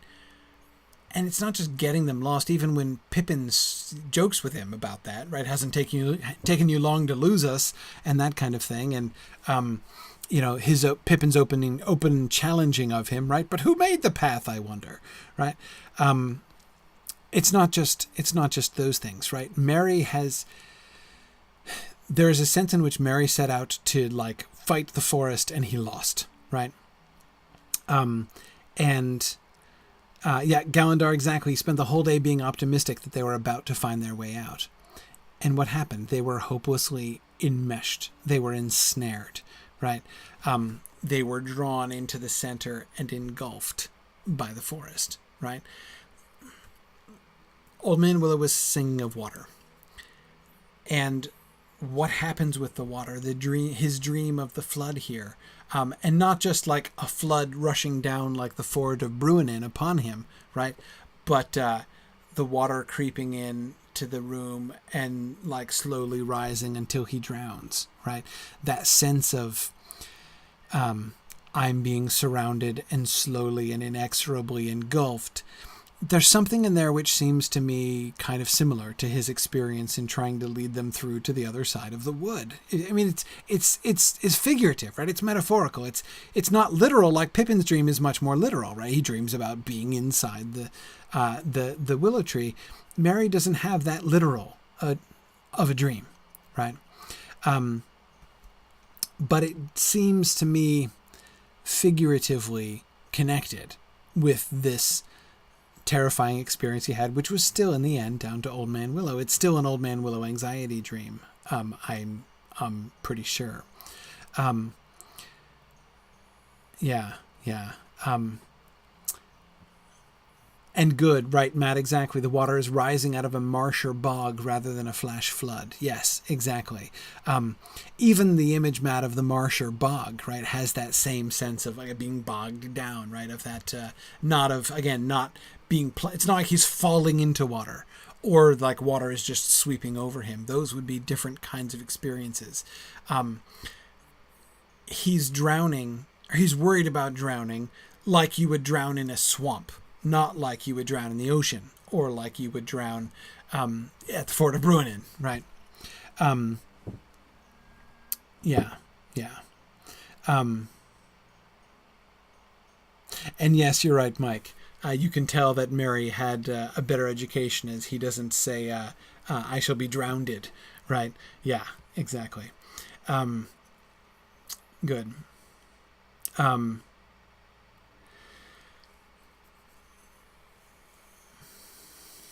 Tony, great point, right? Tony says, maybe this river woman isn't all that benevolent, because Tony, you are absolutely right that we do have an image of water invading the house, right?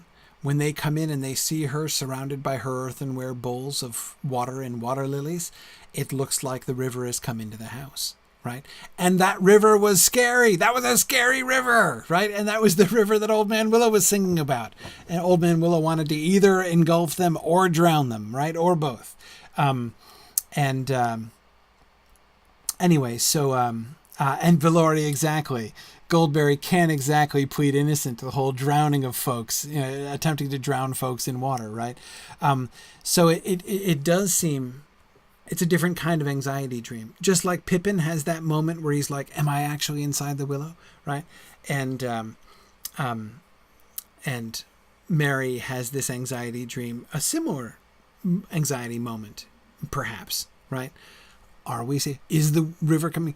Like, is Goldberry bringing the river in? Maybe she's not safe after all. Yeah, exactly. Yeah. So good. But again, the bad spell, right, that is placed upon him in his dreams here is broken, by the good spell, the memory of the good spell of Tom and Goldberry. Nothing passes doors or windows save moonlight and starlight and the wind off the hilltop. The water's not going to come in the windows, right? They have said nothing passes doors or windows.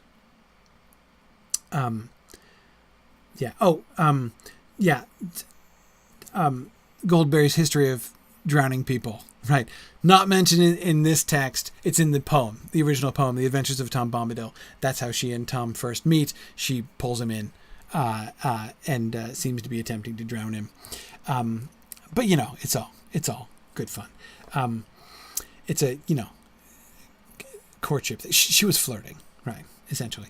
But again, so it's not there in this text. But even though it's not in this text, there's got to be some uncertainty, right? Just as Pippin asks the question. And remember, from a fairy tale standpoint, if they've read the right books, Pippin's question is a perfectly sensible one to ask. Wait, is this really a perfectly safe house in the middle of the woods? That's probably not likely, right? This is a magic house in the middle of the woods. It's probably a trap, right? These people are probably evil and they're going to cook us or something. And it's actually the willow tree, right? I mean, it's a series of anxious thoughts, but it's plausible, very plausible. In some ways, the reality of Tom and Goldberry is much more unlikely than that, right? So Merry having... We don't need to know, as we don't know from the Fellowship of the Ring, about Goldberry's history of yanking people into the river. We don't need to know that to know, again, like, strange, mysterious, powerful, creature that I, like spirit associated with water that I met. Maybe in the end she's not friendly. Maybe this is maybe we're being deceived. Maybe we're just being drawn in. That's exactly the kind of thing that could totally happen, right? Yeah.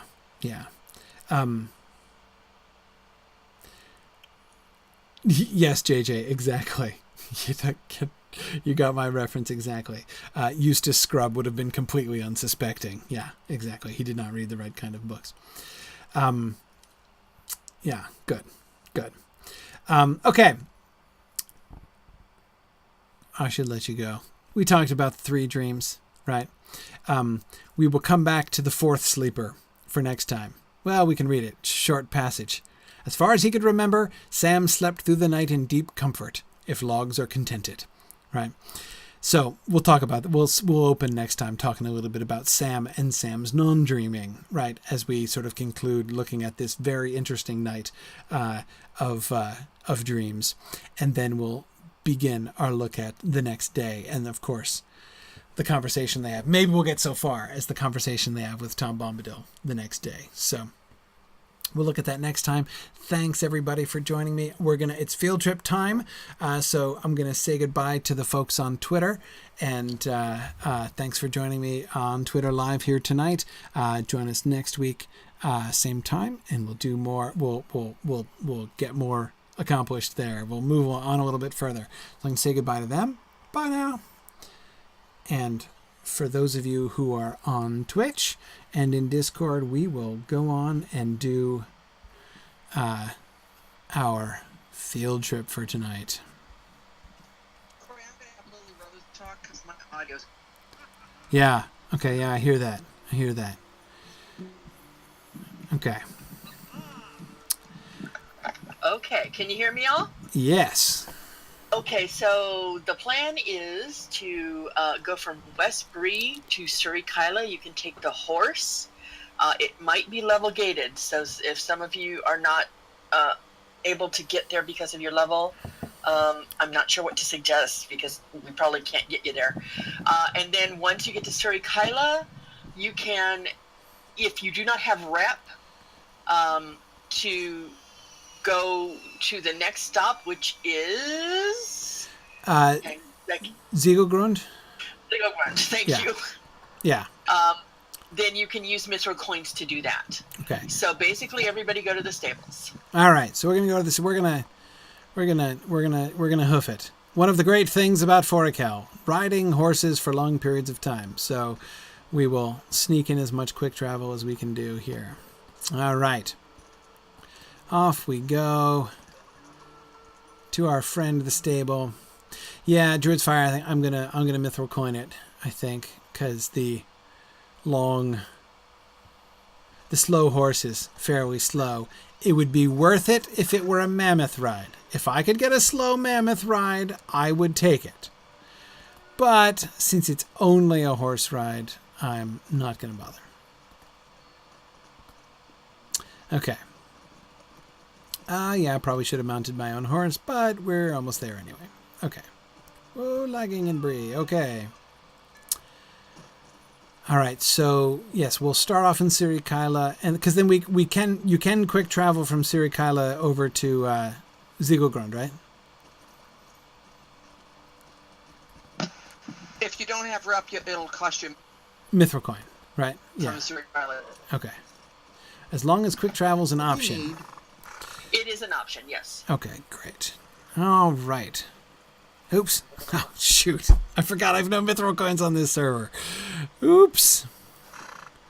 Well, that's fun. Could somebody summon me? Totally forgot about that. I keep forgetting that Mithril coins are not account-wide, that they're server-based. That keeps throwing me. Yeah, thank you, Maven. Appreciate that. Stand by, I'm still writing. Okay, cool. Okay, I do have 2 hunters who can port to Serikila if you need that. Folks, Bloodless and Amsonfloss. Both, please send them a tell. So if you are unable to use the horse for some reason. Okay. They can get you to Serikila. After that, you still need to get to Zigglgund. Okay. All right.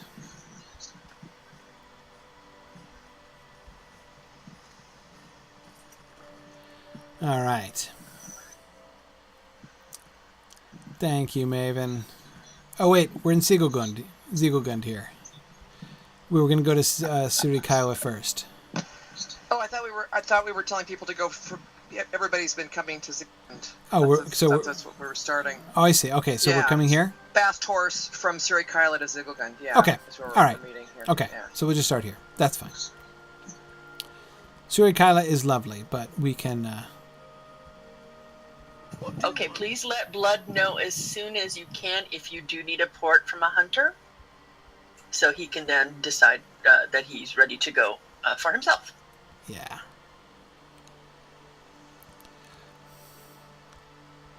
Meantime, let's look around. Okay, so what do we have here? We are in Zigglgund. Now, make sure I'm getting the name right. The name is Zigglgund. I keep putting an extra R in where there isn't one. Zigglgund. Okay. So here we are in Zigglgund. Let's look at it from the outside. So, okay, we've got some Gauradine over here. All right, good to see people arriving. That is one fast-running hobbit. Wow. Okay. So, some beautiful northern lights again tonight. We keep getting... See, I usually complain about our field trips always ending up happening at night, but this is kind of cool. All right, so as we saw last time going cross-country through Forakel, as far as Pinti Peldot, we noticed that there were no stone structures of any kind other than the dwarf structures, right? So we did see those few dwarvish ruins, right, that we saw in the tunnels there. This is, of course, much more than just a dwarvish ruin. This is an entire city up on a hill here. This would seem to be clearly designed for defense, right? So this is a dwarvish fortress, not just a dwarvish, encampment or palace or whatever, a trading post. This is clearly a fortress. You can tell from its situation, and like it's got no windows and strong corner towers and things. This certainly seems like a defense thing. Over around the corner over here, we find the entrance to the mines, I believe. And of course, lots of mammoths. And the mammoth graveyard is over there, right? Lots of mammoth skeletons over there. But if we look, let's look up from here.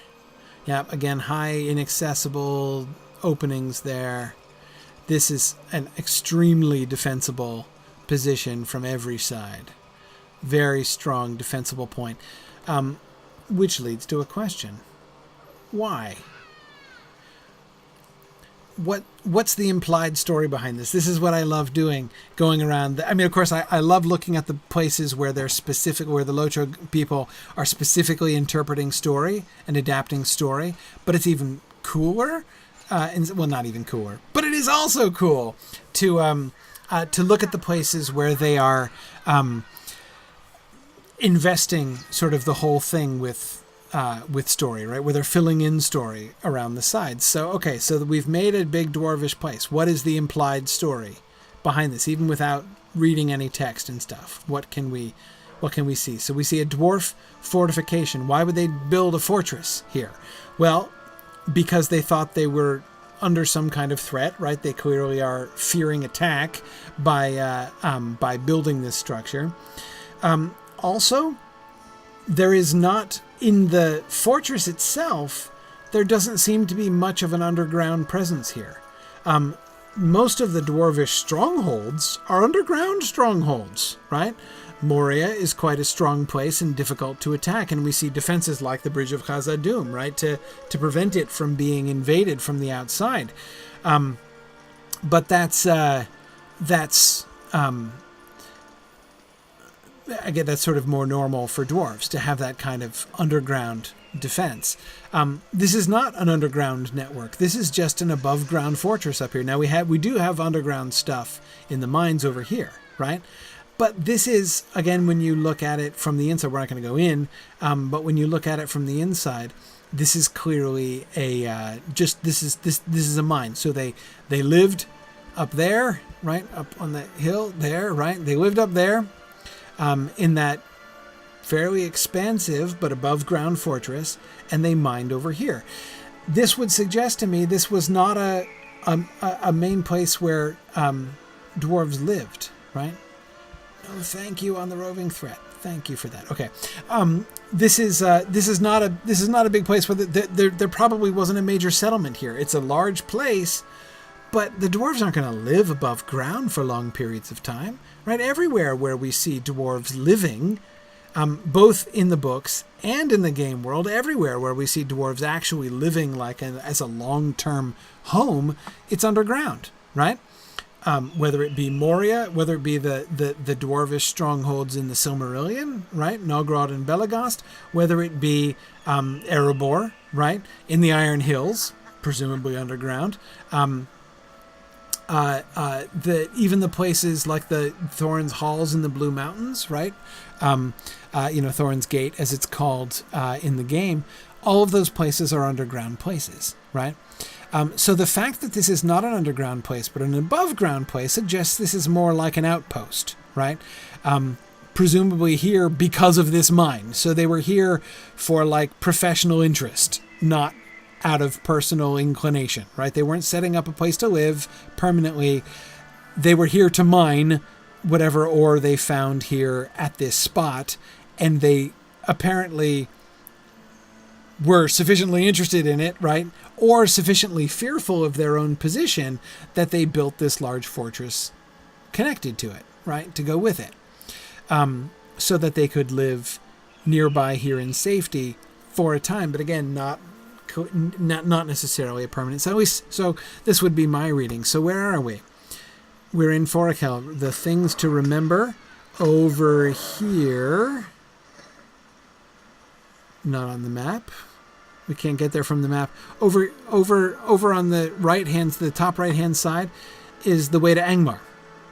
So you can get over to Angmar from here. If we go out, zoom out one more level, right, you can see more clearly. Forakel kind of, Angmar is the kingdom up in the north. Forakel is sort of further north and further west.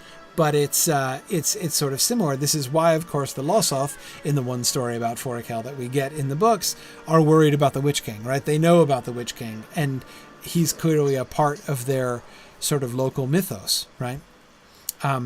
Because he's locally a big deal. So being sort of near Angmar, that could be what this is about. That could sort of, put the date of the forming of Zigilgun back to the time of, the time of the wars between Angmar and Arnor, right? And so the dwarves felt that they weren't secure. Maybe even, who knows, maybe they suspected both sides. We don't really know for sure. And then, and so they built this defensive fortification because there was a war on, right? And they wanted to be safe.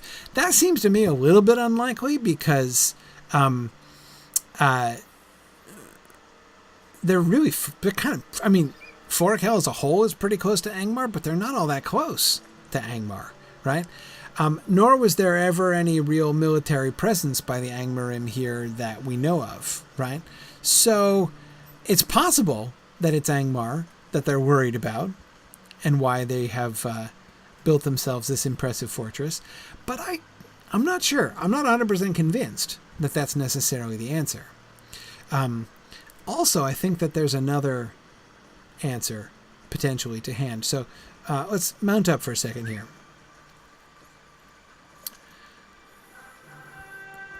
Let's go around t'other side of the fortress. So we're down here around to the south, by the entrance to the mine, and where the mammoths live, right? This is a mammoth base. We got the elephant's graveyard right over there. We do have some Gauradine floating around here, but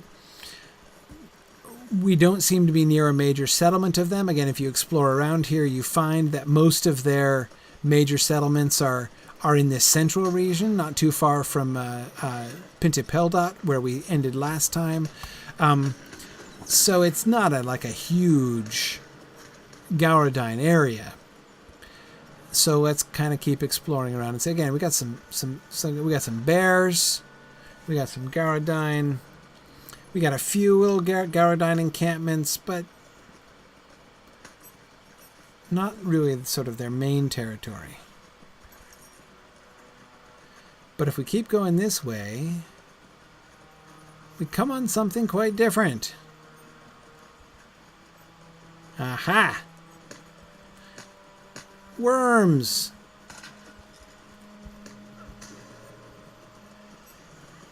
Worms. Winter worms.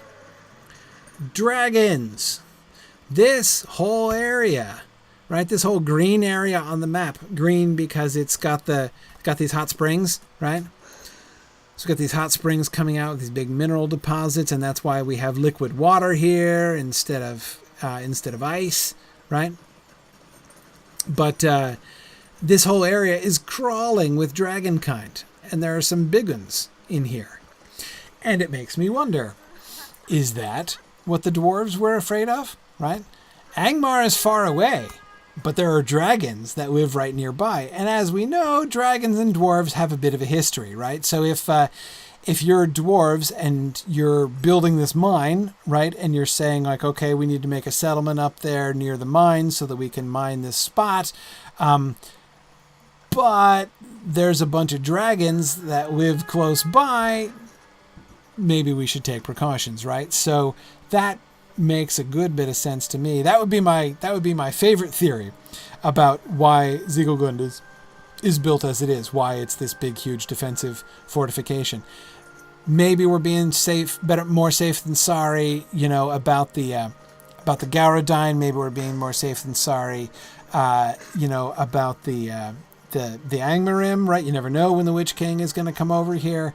But I do think the dragons are the nearest and most sort of conspicuous from a dwarvish standpoint danger, I think, that we get here. So now these are just little worms, right? They're not super intelligent. None of these guys are Smaug, right? But I'm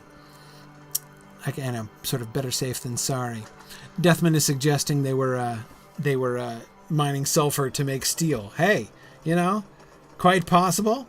Tony asks if these are cold drakes. They're winter worms. There are cold drakes in Foricel up here. I suspect this seems to be the that kind of in that kind of area. Okay, good. Let's see. Now, Brandon, I agree. Ziegelgund doesn't look like a temporary structure. But, of course, what do you expect the dwarves to make? Again, they're going to make something strong to defend their mine. And I think they would be serious about the mine long term. There would probably be dwarves living here for a long time because, until they had mined out the mine, they're going to stick around, right? But there's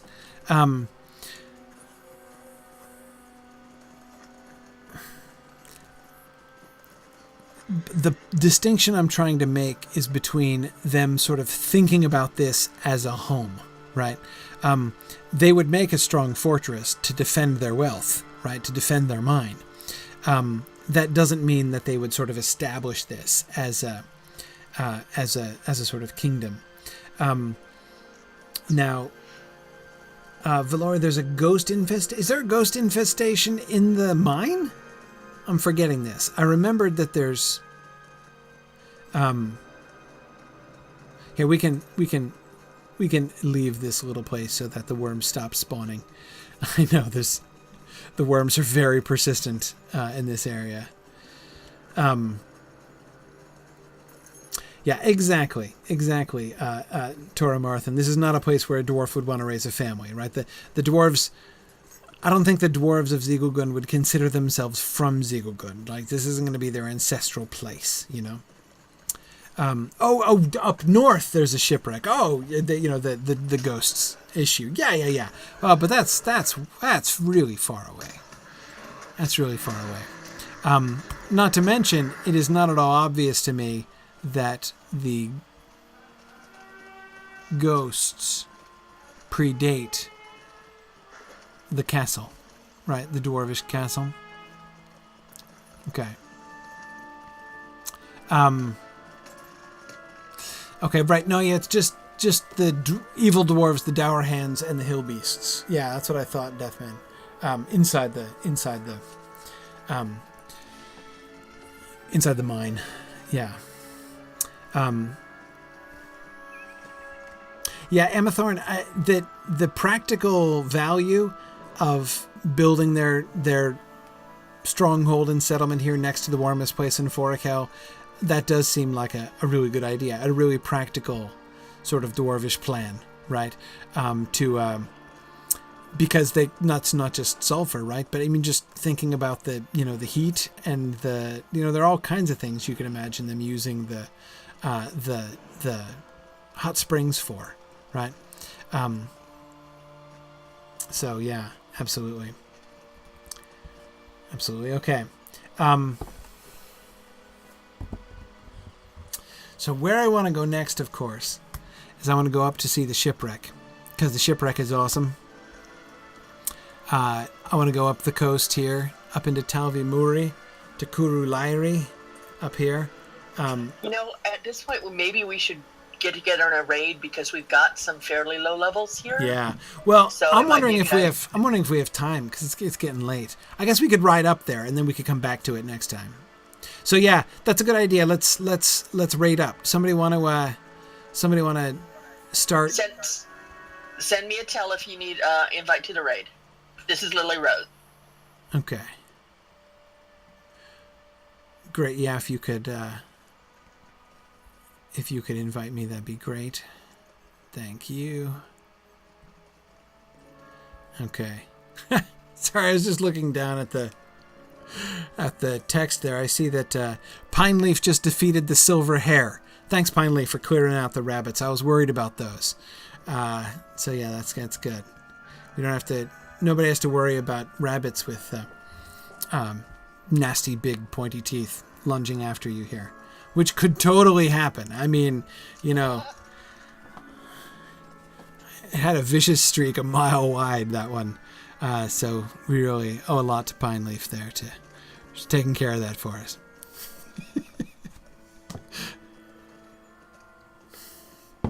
Look at the bones.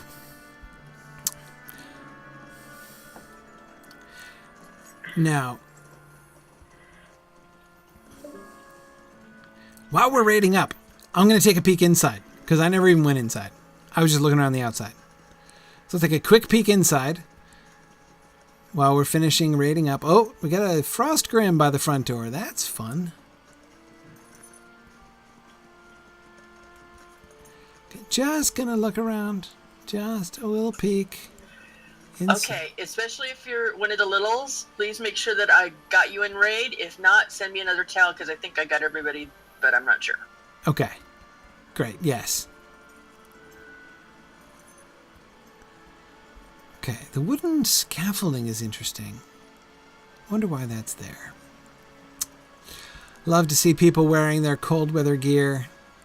Narnian's a little underdressed, but he's alright. Let's see. What is this, do you think? I mean, look at this. steps to what? Okay, is there anybody else I am missing? Sorry, just doing logistics. Yeah, no, I'm sorry. I'm just looking at architecture here. Here's that lookout post that we were seeing from the bottom. And you can't get inside much of it. You can't go the whole length of it. So like if you come up here, you can only go as far as this, right? You can't go up into that whole other area. See, the door is closed here, up into the more expansive parts. So this is all pretty bare bones out on the, I was about to say the balcony, out on the battlements, right? But yeah, Catriona, I agree. This, sorry, no, not this, down here. This looks like it's been bricked up. Do you think someone was bricked up in the wall here? That would be romantic. Or Not to the person who got bricked in. well, it's more tragically romantic for them. But it's an altar? Maybe? Kind of. Not much space to put stuff there. Display of what? Like a display shelf? Like a grocery store end cap, except dwarvish? I don't really know the purpose of that. Very interesting. But anyway, okay. So what we see, we don't get much inside. Presumably there is an inside. But again, the fact notice, it's very conspicuous about Ziegelgund is that everything is outside, right? I mean, everything. You can't go. There is no going indoors here. Not only is there not any going underground, there's no going indoors, right? So just kind of, cementing that concept of, this is not a sort of a normal dwarvish home here. Okay. All right. So let's head up north. I'm going to kind of wait for people to kind of gather around a little bit. I know there's a delay between what I say and when people can hear me say it, and Discord folks can hear me sooner, but all right. So let's head north. Follow the sun. That's right. Oh, and it looks like dawn is creeping into the sky and our northern lights are going to be expelled. So, okay. Those of you on war steeds might take care of any ferocious looking little bunnies that are in the path again, just to make sure that nobody gets dismembered as we go through.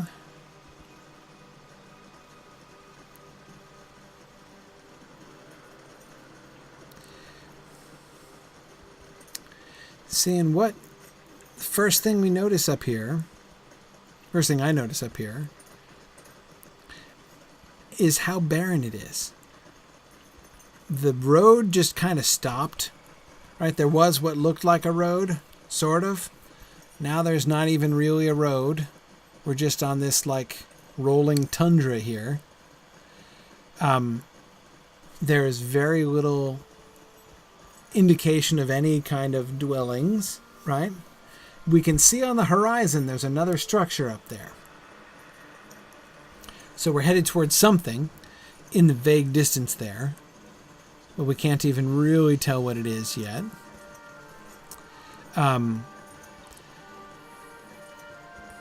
There are still, the mobs here are still, we've got Garodine, bears, and the occasional Grim still. So we do have the sort of nomadic wolfmen.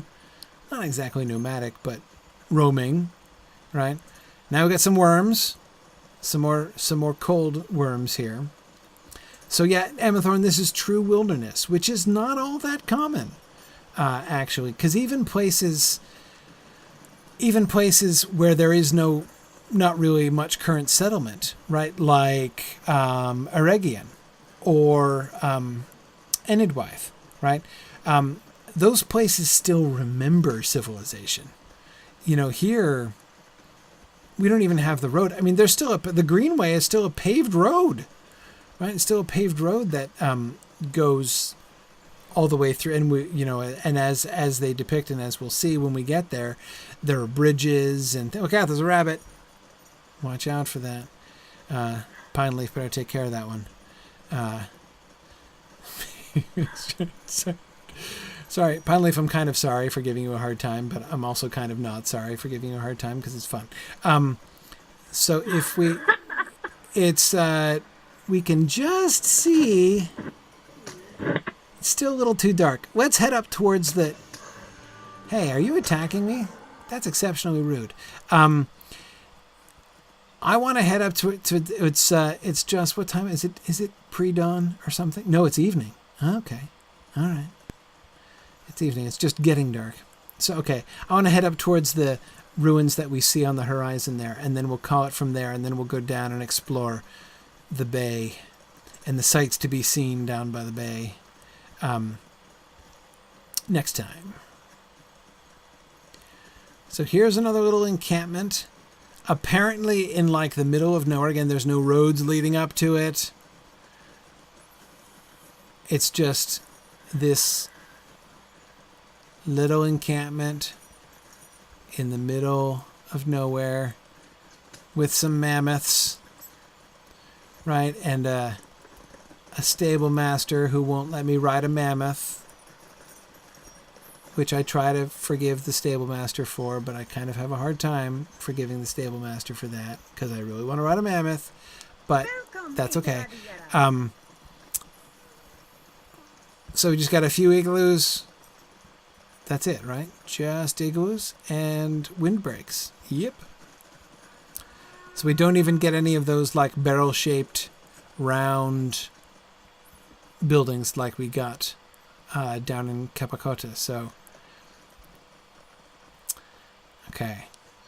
Looks like another fortress. I'm thinking dwarf fortress again. We have yet to see any stone structures that are not obviously of dwarvish construction. And so that's what I'm assuming we're finding here too.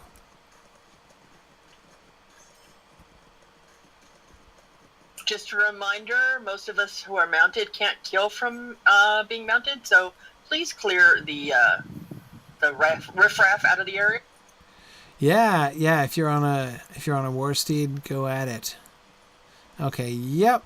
Clearly dwarvish construction, very much like Zigogund, right? We see exactly the same pattern of stonework, and once again a defensive fortification.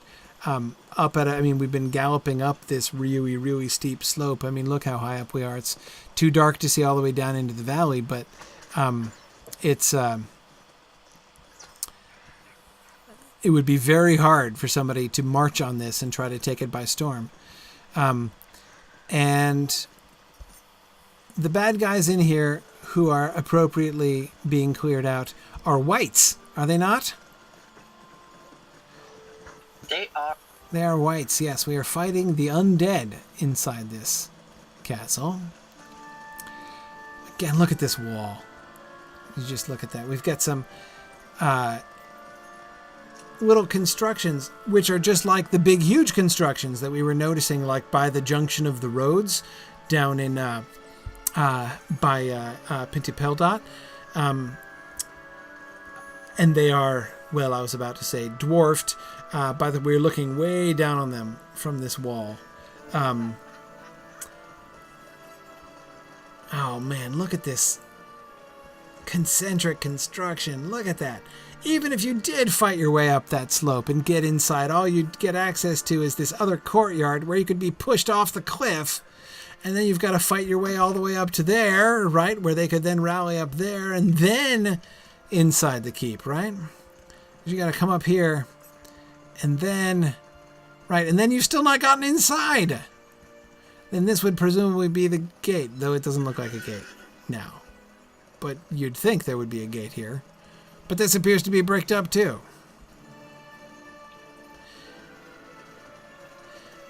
Now what would this be about? Zigogund makes sense because there's the mine, right? So the combination of mine plus hot springs, you'd think this would be attractive to the dwarves, right? Why up here above Kurulairi? Why Kibil Zahar, which name, of course, obviously confirms our initial assessment of dwarvish construction. Why was Kibil Zahar built? Can we guess? Again, clearly a defensive emplacement, clearly a fortress by its design. Yeah, Aragorn, an outpost of some sort. There is a cave. There is a cave there. Yes. I don't know why you would build a whole fortress, though. I mean, you might build it like around the opening of the cave if you wanted to keep folks out of the cave. You know, if there was something in the cave that you wanted. But they don't have that. I don't know. What do you guys think? There's no... It is, of course, possible, Deathman, that there could be a minor tunnel joining this to Ziggelgund, that dwarves could travel underground between here and Ziggelgund. That's possible. A couple people are wondering if they might have found Mithril here.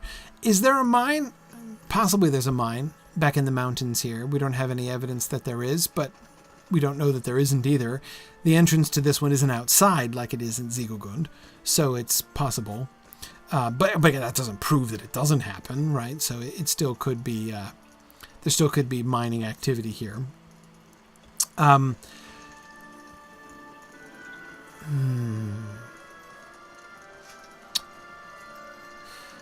Stormcastle Jackson is wondering if maybe it's from the First Age, and therefore from before the sinking, like from before the sinking of Beleriand. I have a hard time believing that. I mean, it's possible, but you'd think this place would be in a bit more disrepair if it survived the sinking of Beleriand, especially up near the coast where we are here, right? I mean, this would have been, so we're basically, yeah, we're up here, right at the very northern edge. This whole area would have been pretty far inland. Could these be things that would have been outposts? That could have been southern out, because of course these are the Blue Mountains, right, that we're in. And we know that the Blue Mountains was where Nogrod and Belegost were located, right? I still have a hard time believing that this fortress survived from the First Age intact. I mean, it's at the very end of a mountain range which mostly sank beneath the ocean, so it's hard to see that.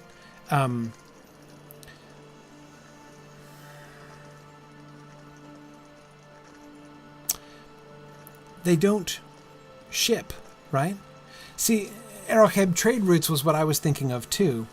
It would make some sense if they were mining down here at Ziggelgund, and then the fortress up here in the north was designed to protect the trade routes where they were shipping the stuff that they took from the mine at Ziggelgund.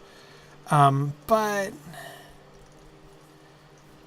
yeah, Arrowcab elves from Linden might sail up, so possibly in the old days, you know, like in the Second Age, say, maybe they had trade. Maybe they had trade with the elves, right?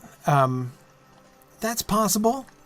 The elves of Linden certainly would have been seafaring. I mean, Kieran the Shipwright is there, right? So, you know, making of ships wouldn't be a problem. Lily Rose, where are you seeing the brazier? Where's the fire? Do we have a prominent fireplace? Fire spot? That might be beaconish. Is that what you're thinking? Do we have anything beaconish? I mean, this whole place could be beaconish. I mean, the way that it overlooks here. Yeah. So, I mean, we do have a... Oh, up there. Right. Right. Is that... I'm staring at the sun there.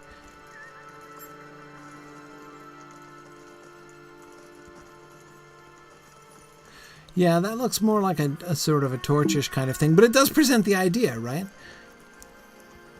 Could that have been one of the functions... Everyone's lighting campfires. Could that have been one of the functions of this platform here, right? Because certainly if you built a large fire on here, it would be visible from the bay. Yeah. I think that you could certainly do that. It would make sense. See, I was...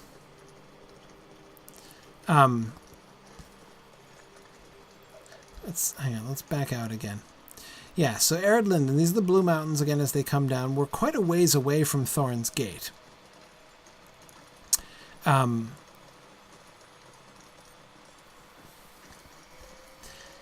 see, Stormcastle, again, like on the one hand, I can't get away from the fact that I just find it extremely unlikely that this fortress could have survived from the First Age.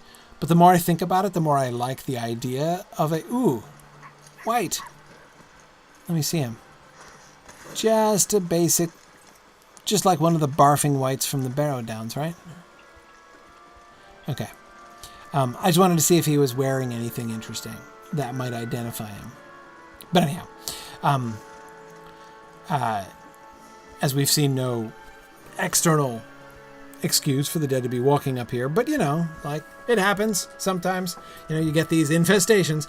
Anyhow, so Stormcastle, like I said, it doesn't seem to me to make sense that this castle would survive intact without, because there were earthquakes and stuff, right? I mean, it'd be in rough shape, but I like the idea.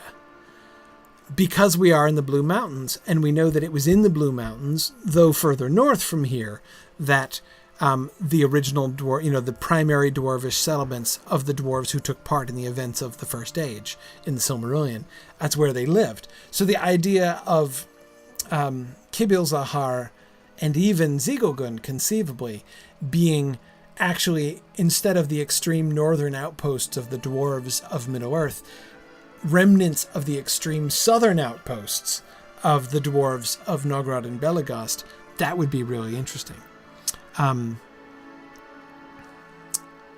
Yeah. And Tillian, as far as how long structures like this could survive the weathering of ice, I'm not too worried about that. I mean, it looks weathered, right? It's not cracked and broken up, but it's clearly not in like mint condition. It just doesn't look like it's been through an earthquake either, was my chief point about that. Okay. All right. Well, next time we'll hope for daylight and we'll go down, but daylight or no, we'll I don't know if we can meet up in Kuru Lairi, but we'll come back up here to Forakhel one more time at least, because of course we have to go down to the bay and explore what's down in the bay, because that's pretty fun. So let's so we'll end here. Thanks you guys. Because we're running late now anyway. Thanks everybody for joining me. Always fun to be back with you guys on Gladden. Great crowd here today for our field trip. Thanks for all of your help. Thanks for everybody being with me through the class today, both sections of the class. Don't forget our fall fundraisers going on. Go to signumuniversity.org/donate and make a donation, please, if you are enjoying the class and would like to see stuff like this continue and expand. And also don't forget, if you do make a donation, send an email to donate@signumu.org and mention Exploring the Word of the Rings in the I almost said the quest chat in the subject line, and you'll be entered into our prize drawing for this event. So thanks everybody, and I will see you guys next week. Bye everybody.